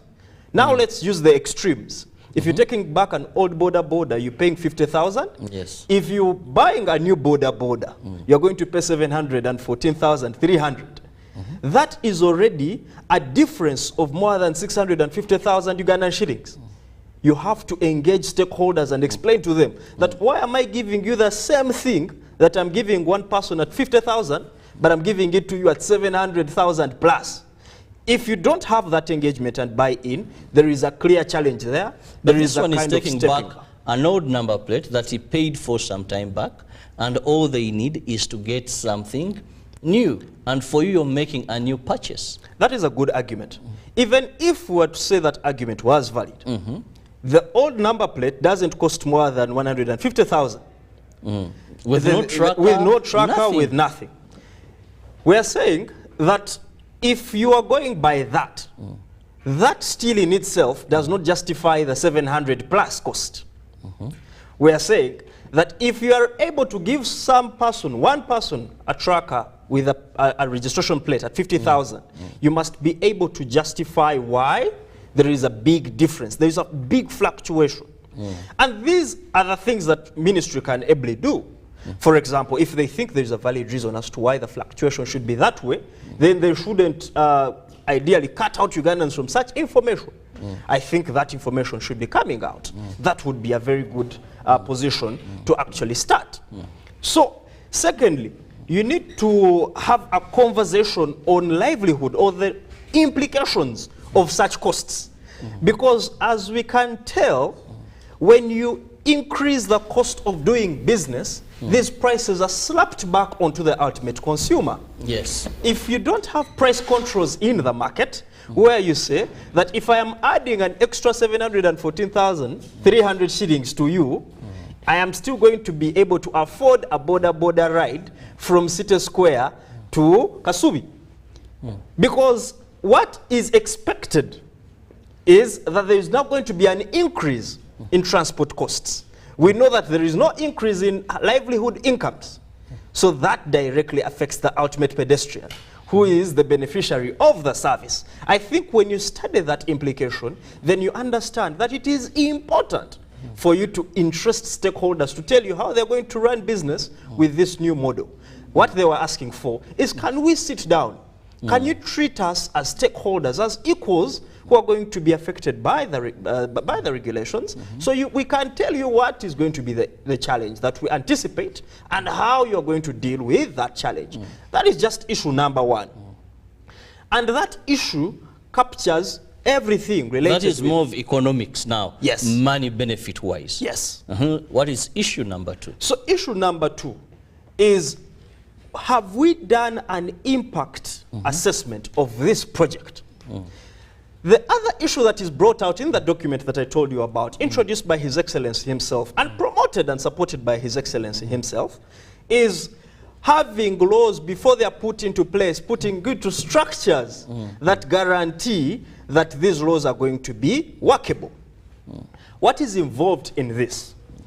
When you say we're going to roll out a new system not heard of before by the government or even the state, you have to come and tell stakeholders that we have used the blueprint of this project. We've tested this project on all government vehicles. We can be able to locate them, we can be able to track them, and we are sure we have the capacity to even put these things into place for this particular period of time. All the cars will have had the fitments done, all the cars will be on the system. This is how the system is going to be run. That kind of sensitization is informed by a practical approach to doing the project before you roll it out. The challenge that we're trying to avoid is a situation where we say, for example, Saturday, the law is entering into force, and then the government is checking itself and saying, look here, we have looked at ourselves and we don't think we are going to be able to implement this. We maybe overshot our ambitions. We're not saying that's what's going to happen, but we're saying we want to close out that chance from happening by having a demonstration.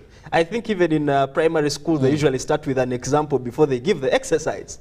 So what we are saying is, can we have the example done? And we are saying, as stakeholders who think this might be a challenge to implement, government is in charge of its fleet, we are saying it will be very simple for government to say, we can start with what we can manage, and we can track our vehicles, and we can have a substantial report that shows we can track a vehicle ABCD from State House, ABCD from Ministry of Gender and Labor. We can track those vehicles, we can see them on the national grid, and as we can track them, we can now roll it out to the rest of the public who are the majority vehicles in the system. So we're saying if you don't have that, the challenge then you're going to have is when you have industry players from boarded warehouses, and we shall have a conversation there, who will tell you, no, we don't think the capacity exists because we are the ones who deal directly into bringing these vehicles into the country. So if they say the capacity doesn't exist, government reiterates that conversation by saying, no, the capacity does, because we have tested it, and now we are rolling out at a scalable pace. We're saying if you don't, then we may be in a situation where we have been before, very deplorable, for example, with the SGS project, when you have you can clearly see the infrastructure, the investments on that road, but there is no will, there is no interest, there is no practicability that is seen as the system wanted it to be. So we are saying we don't want to be there. And how you avoid that is you look at a good set of regulations like these ones, but you engage the stakeholders and ask them, do you think this will easily work? And they'll tell you, this is how it will easily work, and then we work conjointly to have a good project. Well, we are still looking at the concerns of key stakeholders where the regulation is going to bite. Clearly, every Ugandan who will own a motorcycle, who owns or who has a car, this is something that they will have to go through. Believe me or not, we expect the Minister of Works, General Katumba Amala, I'm now being informed that there is a press conference. He's expected to have a press conference on this matter. But in case nothing changes, then come Saturday, that will be the 1st of July. If I read properly my calendar, this will be in effect. Now, just to remind you, if you're having an old motorcycle, if you're already on the road and you own a motorcycle, you'll have to part with 50,000. You take back that number plate with the motorcycle, I want to believe, because the device is installed in the car. And then you get a new number plate, electronic digital number plate. If you're to get a new motorcycle, I think you'll have to go with about 150,000 for you to, the cost of the number plate will be at that. For a car, well, a new one, you'll have to cough. That is 714,300 shillings. Now, joining me on set, we talked about bonded warehouses, is also another member of Kasita. Now, what these people do are the people that import cars in this country. They keep them in some places, then you come and purchase them. We want to know how this is going to affect them, because you people had a joint press conference and all of them raised concern of noting a lack of engagement, yet was going to hurt them. That is Marvin Ayebale. You're most welcome and good morning to you. Thank you very much, the team at UBC, and to our viewership. Good morning, and I first of all wish you the very best week up ahead. So let's engage in this conversation. Now, let's begin with how are you going to be affected? Because one would think for you the cost goes to the final consumer. It's me who is going to buy a car, and this money is going to be added on the cost of this vehicle. So at no cost does it affect you, therefore? I think, first of all, I'm here in capacity as a sectional leader at Kasita, which is our umbrella body. But I'm also here in capacity as the publicity secretary for the Associated Motor Dealers. Associated Motor Dealers is an umbrella body that brings together all the car dealers that we have in the country. I like to be honest in my approach to things. Ultimately, there is no way as a businessman or as businesses engaged in the business are we going to shelter this cost. This cost ultimately has to pass on to the end user. If you come to buy from me a car, if the market price was 33 million, I'm going to put it at 34 million. Or even 34.5, because what we are not critically discussing is the hidden costs attendant with this entire exercise. Okay? First of all, the biggest challenge I have at my place is lack of sensitization. You see, us as the car dealers, the motorcycle sellers, we are at the front line, okay, of this transaction. When you come in, you as a customer, and I tell you, look, a car has now gone up from 33 million to 34.5. When you come to buy a motorcycle, and I tell you, look, it's no longer 5.5, it's now 6.5. You're going to ask me for an explanation. And what will I say? Well, I also don't know. But all I know is that my assessment has increased in price. Because I think the planned rollout is through, I think I was on a talk show the other day with Bwana Ibrahim Bossa, the commissioner for public relations at URA.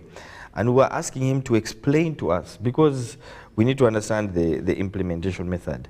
And this is being classified as non-tax revenue as well. So URA, I think recently you've seen the changes in administration, has been mandated with collection of all government revenue. So how this is going to happen is that this cost is now going to be added to the tax assessment.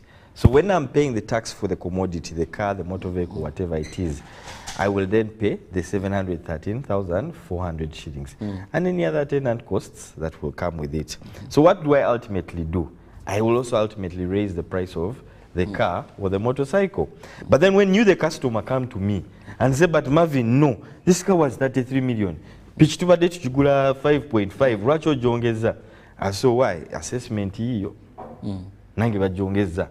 So the first challenge we've had is that there has not been substantial, okay, information passed on to the consumer. Yet better still through us, the frontline soldier, because at the end of the day, if I don't know, what do you expect me to tell you? You get it? So at the end of the day, the customer will either choose to pay the cost involuntarily because they don't have a choice in it, or if you can't afford, you simply cut out of that.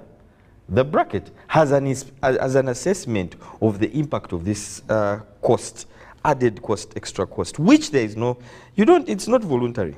First, let's understand it's a law. And allow me to say this. We've taken some time to study the purpose of this regulation. We have taken time to study the relevance of these new digital plates. All these seem self-explanatory, security. Exactly. And from our perspective, whether as Casita, whether as the associated motor dealers, we 100% agree with the initiative. Okay. It is a step in the right direction. I mean, it is long overdue. You can see the state of security in the country. I mean, I could be a victim tomorrow. So could you, so could any of our viewers. Okay. So the underlying objective, 100%, allow me to state it clearly here, is agreeable to us. We believe the government is taking a step in the right direction. But what we are questioning is the methodology of implementation. This is not me, Marvin, going to my home and saying, you people starting today, no more meat. And in my small household of 6 people, the regulation passes. This is a regulation affecting all the 45 million people in this country. You have 2.4 million registered vehicles, I mean motorcycles, in this country. You have 1.7 million registered motor vehicles in this country. And mark you, those are not even accurate figures. Nobody knows the exact number of vehicles and motorcycles that we have in this country. None, you have 4,000 motor vehicles being registered every month. 4,000? 4,000 new motor vehicles being registered every month in this country, approximately. You have over 13,000 motorcycles, approximately, being registered in this country. So we are saying to all these people, these consumers, that this is going to affect, has there been knowledge passing? Have you transformed to them? Have you explained to them? Because for us as the car dealers, yes, we've had 1 or 2 engagements. And they've come to us, and I will understand. But again, my questions have not been answered on implementation. Have they been guided? So what, as my brother counsel here was saying, we're saying, okay, guys, you're on the right track. You've just missed a few steps. Take a step back, because we have precedents to rely on, as he has said, SGS, safety belts, speed governors, name it, kila kitu. We have seen so many projects of good intent die stillbirths, okay? And we say, guys, let this not be just another example. Can you take a step back? First of all, sensitize the public. Okay. 2, build public confidence. How do you build public confidence? Say, government has over 10,000 motor vehicles seated in its inventory. Government has over 18,000 motorcycles in its inventory. Take the next 6 months. Give yourselves time. Start practically doing the process. Because we've been told the way of putting these digital number plates is not like how we you know, for me right now, when you buy a car, I have my boy around the bond there. The man gets a machine, and he's done. Okay? But this is a digital component. It goes into the electrics and the mechanics and whatever it is of the vehicle. The turnaround time is not the same as my boy doing cha-cha. So we're saying, okay, fine. Give yourself with this little bit machine. You're gone. In 2 minutes, you're out of the bond. You're the newest road on Kampala roads. You understand? So we're saying, government, okay, fine. Let's this time approach it differently. Build public confidence. Build your capacity. How best to do it? By starting with government vehicles. You have the inventory to back up our well, it's an idea, our proposal. You have the inventory. Give yourselves the next 6 months. Roll out on all government vehicles. Roll out on all government motorcycles. Give it a test run. Test. Can we see Marvin, who works in the Ministry of, for example, Gender, that now he's in Kabalagala, it's 10 o'clock. Yet a government car is supposed to be packed. And start showing the public that, look, the system is actually working. These government vehicles which have been terrorizing people in the middle of the night or whatever it is, not respecting traffic rules. Because I would like to commend the police of Uganda.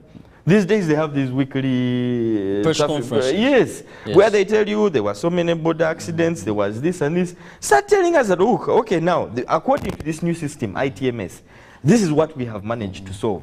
Now, once you've built that public confidence, and in there, you're doing the sensitization, you're teaching us, you're showing us the benefits. Because it's a benefit to you, to council, to me, and to our viewers. Then there you roll it out after 6 months and say, now, we are passing it on to everybody. Well, let me just remind my viewers that you can be part of the topic of discussion this lovely Monday morning, and join me and my guests in studios. I have members from Kasita, Uganda, which is an apex body that brings together all traders and all associations regarding traders in this country. Now, these people 2 weeks ago held a press conference and they were expressing their dissatisfaction with the way this issue of electronic or digital number plates is to be rolled out by government. So you can be part, simply use that number on your screen and I'll be able to read out your message. You can send me a WhatsApp message or you can use the same number and send me a text message. I guarantee you I'll make sure I read that out to my guests and they will be responding to some of the questions that you will have posed or concerns that you will have raised. Now, coming back to you, Council, here we see lack of enough sensitization. We look at a pilot project not having been put in place because, of course, a number of government programs, we hear there's a pilot project going on. Assumably, there's no pilot project going on. But still the good thing is you all agree that this is a matter of urgency. And I like the way Marvin said that this should have been done even yesterday, given to what the situation that is coming up. So you may not say that you're compromising security for economic benefits. You mentioned two of your concerns. What other area you as traders that feel very affected is of concern? Thank you so much, moderator. I want to talk about two more things that I feel are very key regarding the regulations. Firstly, this entire exercise is dealing with data. It is dealing with the data of Ugandans. It is directly having a challenge, or it's going to be at the periphery with Article 27 of the Constitution of Uganda. Article 27 of the Constitution provides for the right to privacy. But the same Constitution shows that this right is not an absolute right. So it shows that there are instances where the government can step in and we would say violate that right rightly. For example, if you have a right to privacy of your home and property, if it is found that you stole, the government has a right to break into your house and recover what was stolen. So this is the same scenario with this kind of situation. So you have data of someone who says we have a right to privacy. And there is a law, the Data Protection and Privacy Act of the country, passed in 2019. That law guarantees that your data will be protected under the right to privacy. That same law establishes an institution that is the office of the Data Protection Officer. It shows that that person alone should be the person ultimately in charge of your data. Now, this project works in a tripartite approach where, number one, the Ministry of Works and Transport is a key player in your data. The Uganda Police is a key player in your data. And the DPO, the Data Protection Office, umbrellaed by NITA-U, is also a key player. Now, when you have many players dealing with the data of a Ugandan, locating him anywhere they are, and you have some reputational issues with some of the stakeholders, that guarantees the sensitization requirement. It shows that the sensitization must be done because when you touch into your own reputation as the players dealing in the data, and the reports, like Marvin said, that keep weekly coming on, showing, for example, and I won't shy, I think Uganda Police's reputation is public knowledge. They have always reported on it themselves. The president has always reported on it themselves. The Data Central Command is going to be at Naguru with them. And we are saying, we know you have a good intention with this.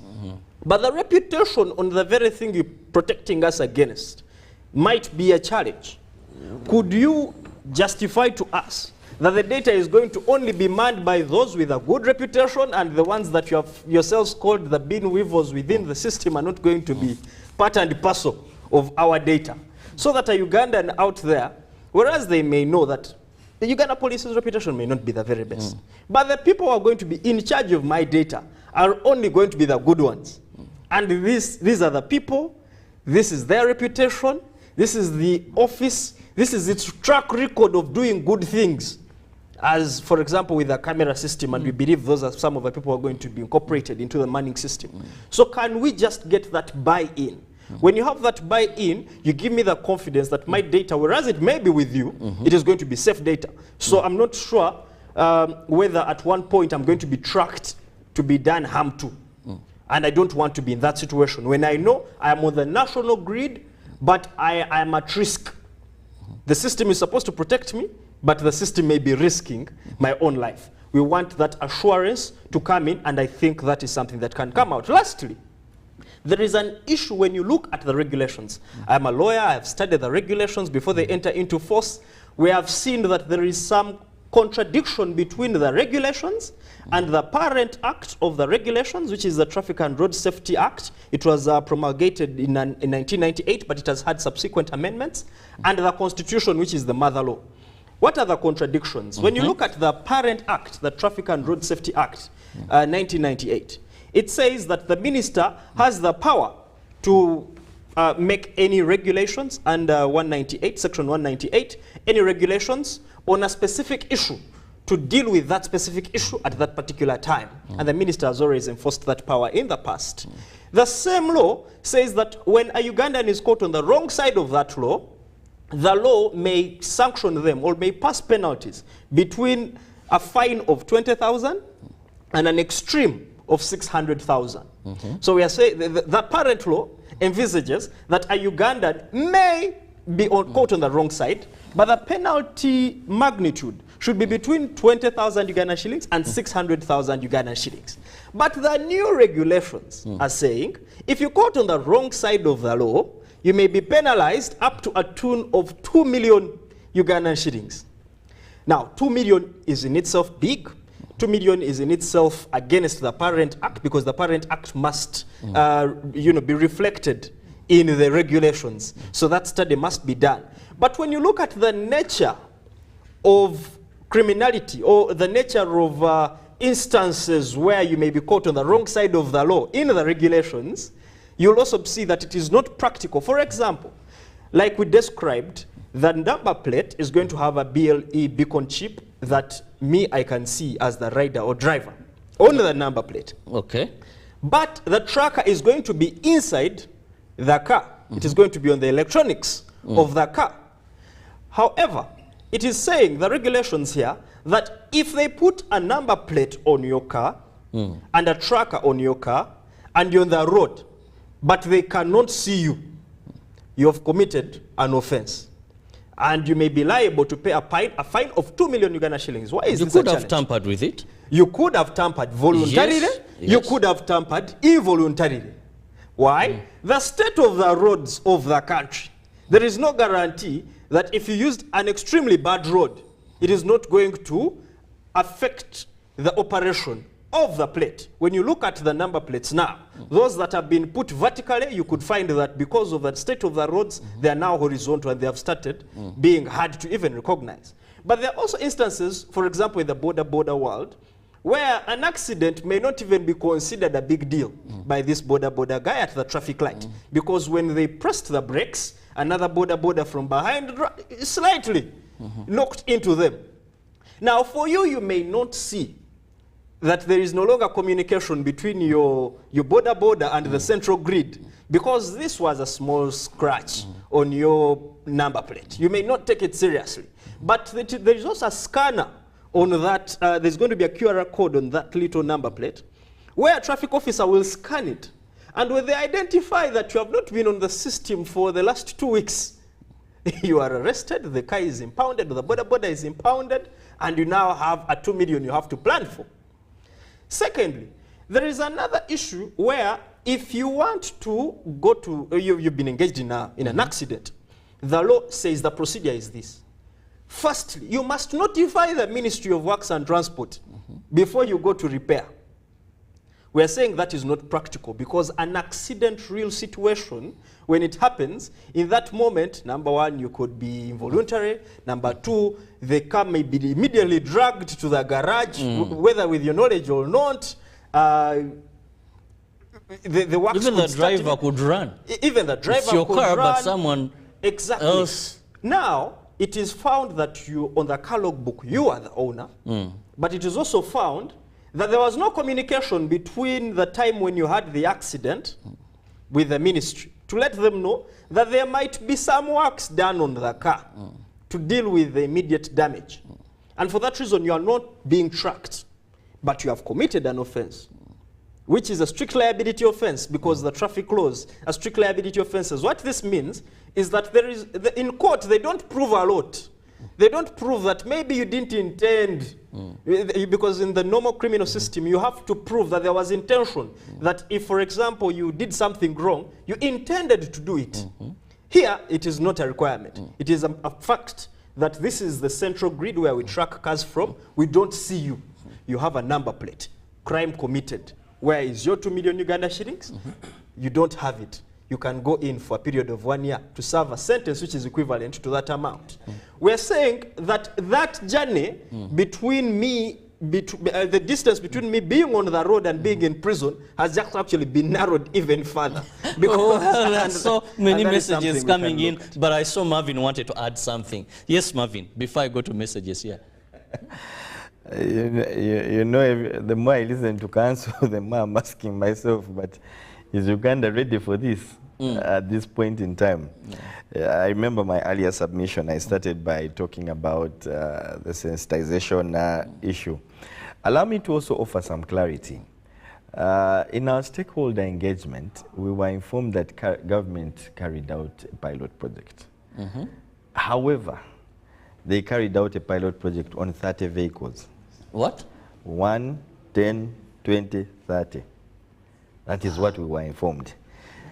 Now, as a businessman, as an administrator as well, I ask myself, you want to roll out a project of over 5 million motor vehicles and motorcycles, and you carried out an impact assessment on only 30 vehicles? I don't understand the gravity or seriousness within which this whole project is being taken. As council was submitting, I started to also ask myself, but in relation to preparation, is there adequate infrastructure in place? Is it ready? Because you kept highlighting 1st July. It only just hit me that 1st July is actually Saturday. this Saturday. Yes. You know, they've just recent, you see, like in the motorcycle sector, we are the second largest, motor vehicle sector, we are the second largest taxpayer. Oh. According to URA's index. We are the second largest taxpayer. The budget has been raised. I think it's now 52, 57 trillion, something 59.7. Yes, something like that. Which ultimately means the money that needs to be collected per day also has ultimately increased. And so we're asking, because one thing I can, and me personally, I always give credit where it's due. Under the Jockey regime, we have had, at least from the motor vehicle sector, we've had more engagements with URA, especially in relation to issues that affect or might have an effect of any manner in our industry. And that's why in the motor vehicle sector, I don't think you've seen me on TV for the last 2-3 years. Because for us, things are moving smoothly. Why? We engage, we interact. They seek our opinion, we give them advice. Because they might know the macro of it. But we in the business know the micro. Now, if you have a trade disruption effective 1st July, URA is going to be in big trouble. Let me move to messages very fast. I'll go through a number of them. Those that are similar, please, if you don't hear me read your message, then someone else has sent something similar to that. Now, let me begin with Daniel Keshi from Bombo. My question is, for how long will the road users be needed to register after the law has been implemented? Well, then I have Ishmael Dafara Abbas from Chotera town, Chotera district. My opinion is that some of us, we have no problem on using digital surveillance in number plates because we are not criminals. But my big question is that will it stay for long? Will it not be like speed governors and seat belts? Well, I move on. Hello, government should stop stealing money from poor people of Uganda. People are already living in poor state, hunger-stricken. Now again, you are bringing this thing, and money is going to the individual doing business in Uganda. Hapana, Esther from Soroti. I'll be very quick. Then I have one. The pretest should be with government vehicles so that we learn from them. Running to enforce this law to all vehicles shall not make them have time to learn and fix loopholes. It would be good to come up with all things regarding road safety, e.g. cameras in the car, trackers, and mentions a number of things. Then let me end with this one for now. This is Godfrey. Hello, good morning. How about us driving cars still on loan? How will I access the digital number plate when I only have a buying agreement? I am Godfrey. And that goes to Marvin. You remain with this. So what then will happen of such people? As you bring in your final remarks, Marvin, begin with that. Okay, so I'll just answer the first question. The authorities in charge have made a bit of a concession, and this I applaud them. The regulations have been designed to state that only new imports, a motorcycle that I'm buying from the showroom today or I can't be taking out of the bond, have to do the digital registration plates immediately. The rest of us, you're driving your UAX, your UBN, whatever it is, your UFN on a motorcycle, have been given 2 years, a 2 years transition period. So they have phased out the rollout. That first importation, those ones have to do immediately, and then they have 2 months after that. Again, in relation to the question of the buyer agreement, then you have the card. Yeah. Which most of us do actually. Almost 70% of Ugandans. 90% of Ugandans do. Mutubabanja, by the way. So even actually we are looking at this as card dealers and saying, now I will know where Blair is. If he's not giving me my money, I call police. I say, please help me track this this car. But anyway, on a more serious note, The Ministry of Works has changed the format, the layout of the vehicle logbook. And I think there is now a provision where you can have 2 names on a logbook. So let's say if I sold to Blair a vehicle, okay, and it's I have some money that I'm owing, he's owing to me, it's possible to have the 2 names on the logbook. That way, it caters for the interests of both the person who has not yet been paid, but also the consumer who has also part paid. You understand? So that is also something, again, due credit to them, that they've already taken care of. So it won't be a problem. In summation, again, our position remains undeterred. We strongly believe, and again, it is the government's role to ensure the safety of its citizens and their property, etc. And definitely, we're not going to stand in government's way when it comes to delivering on its mandate. We agree with the project. We believe that the security is a very, very grave concern for each and every citizen in this country.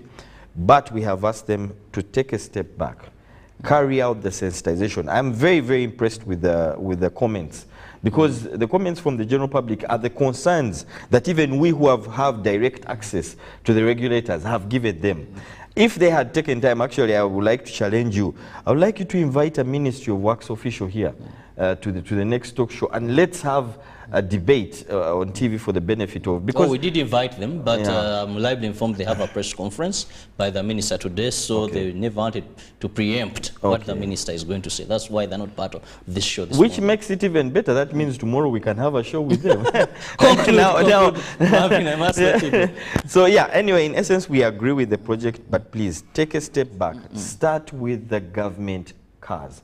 Build public confidence. Let's not have the whole seat belt, the whole speed governor, still birth scenario. It's a good project, but change how you are implementing it.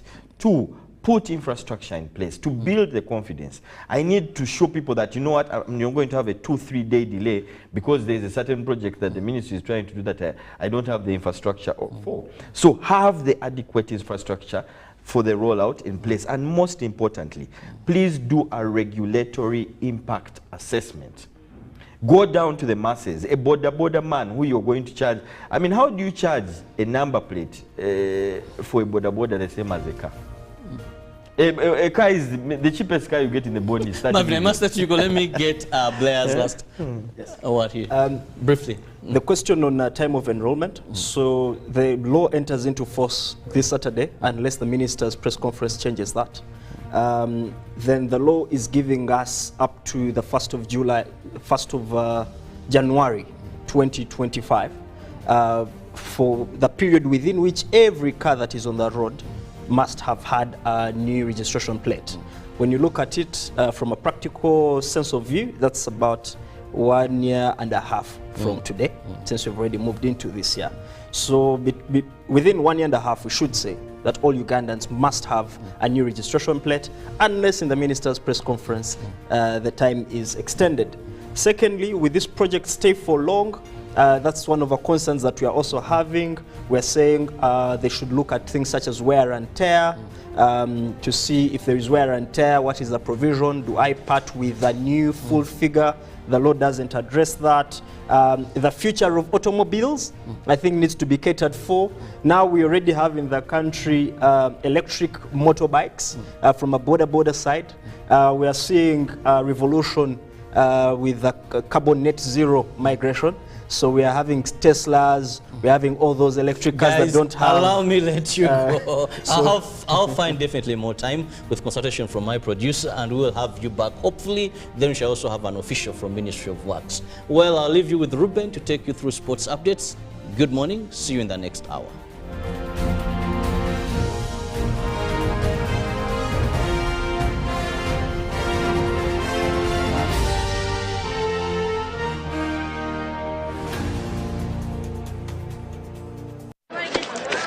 Juko. Yo.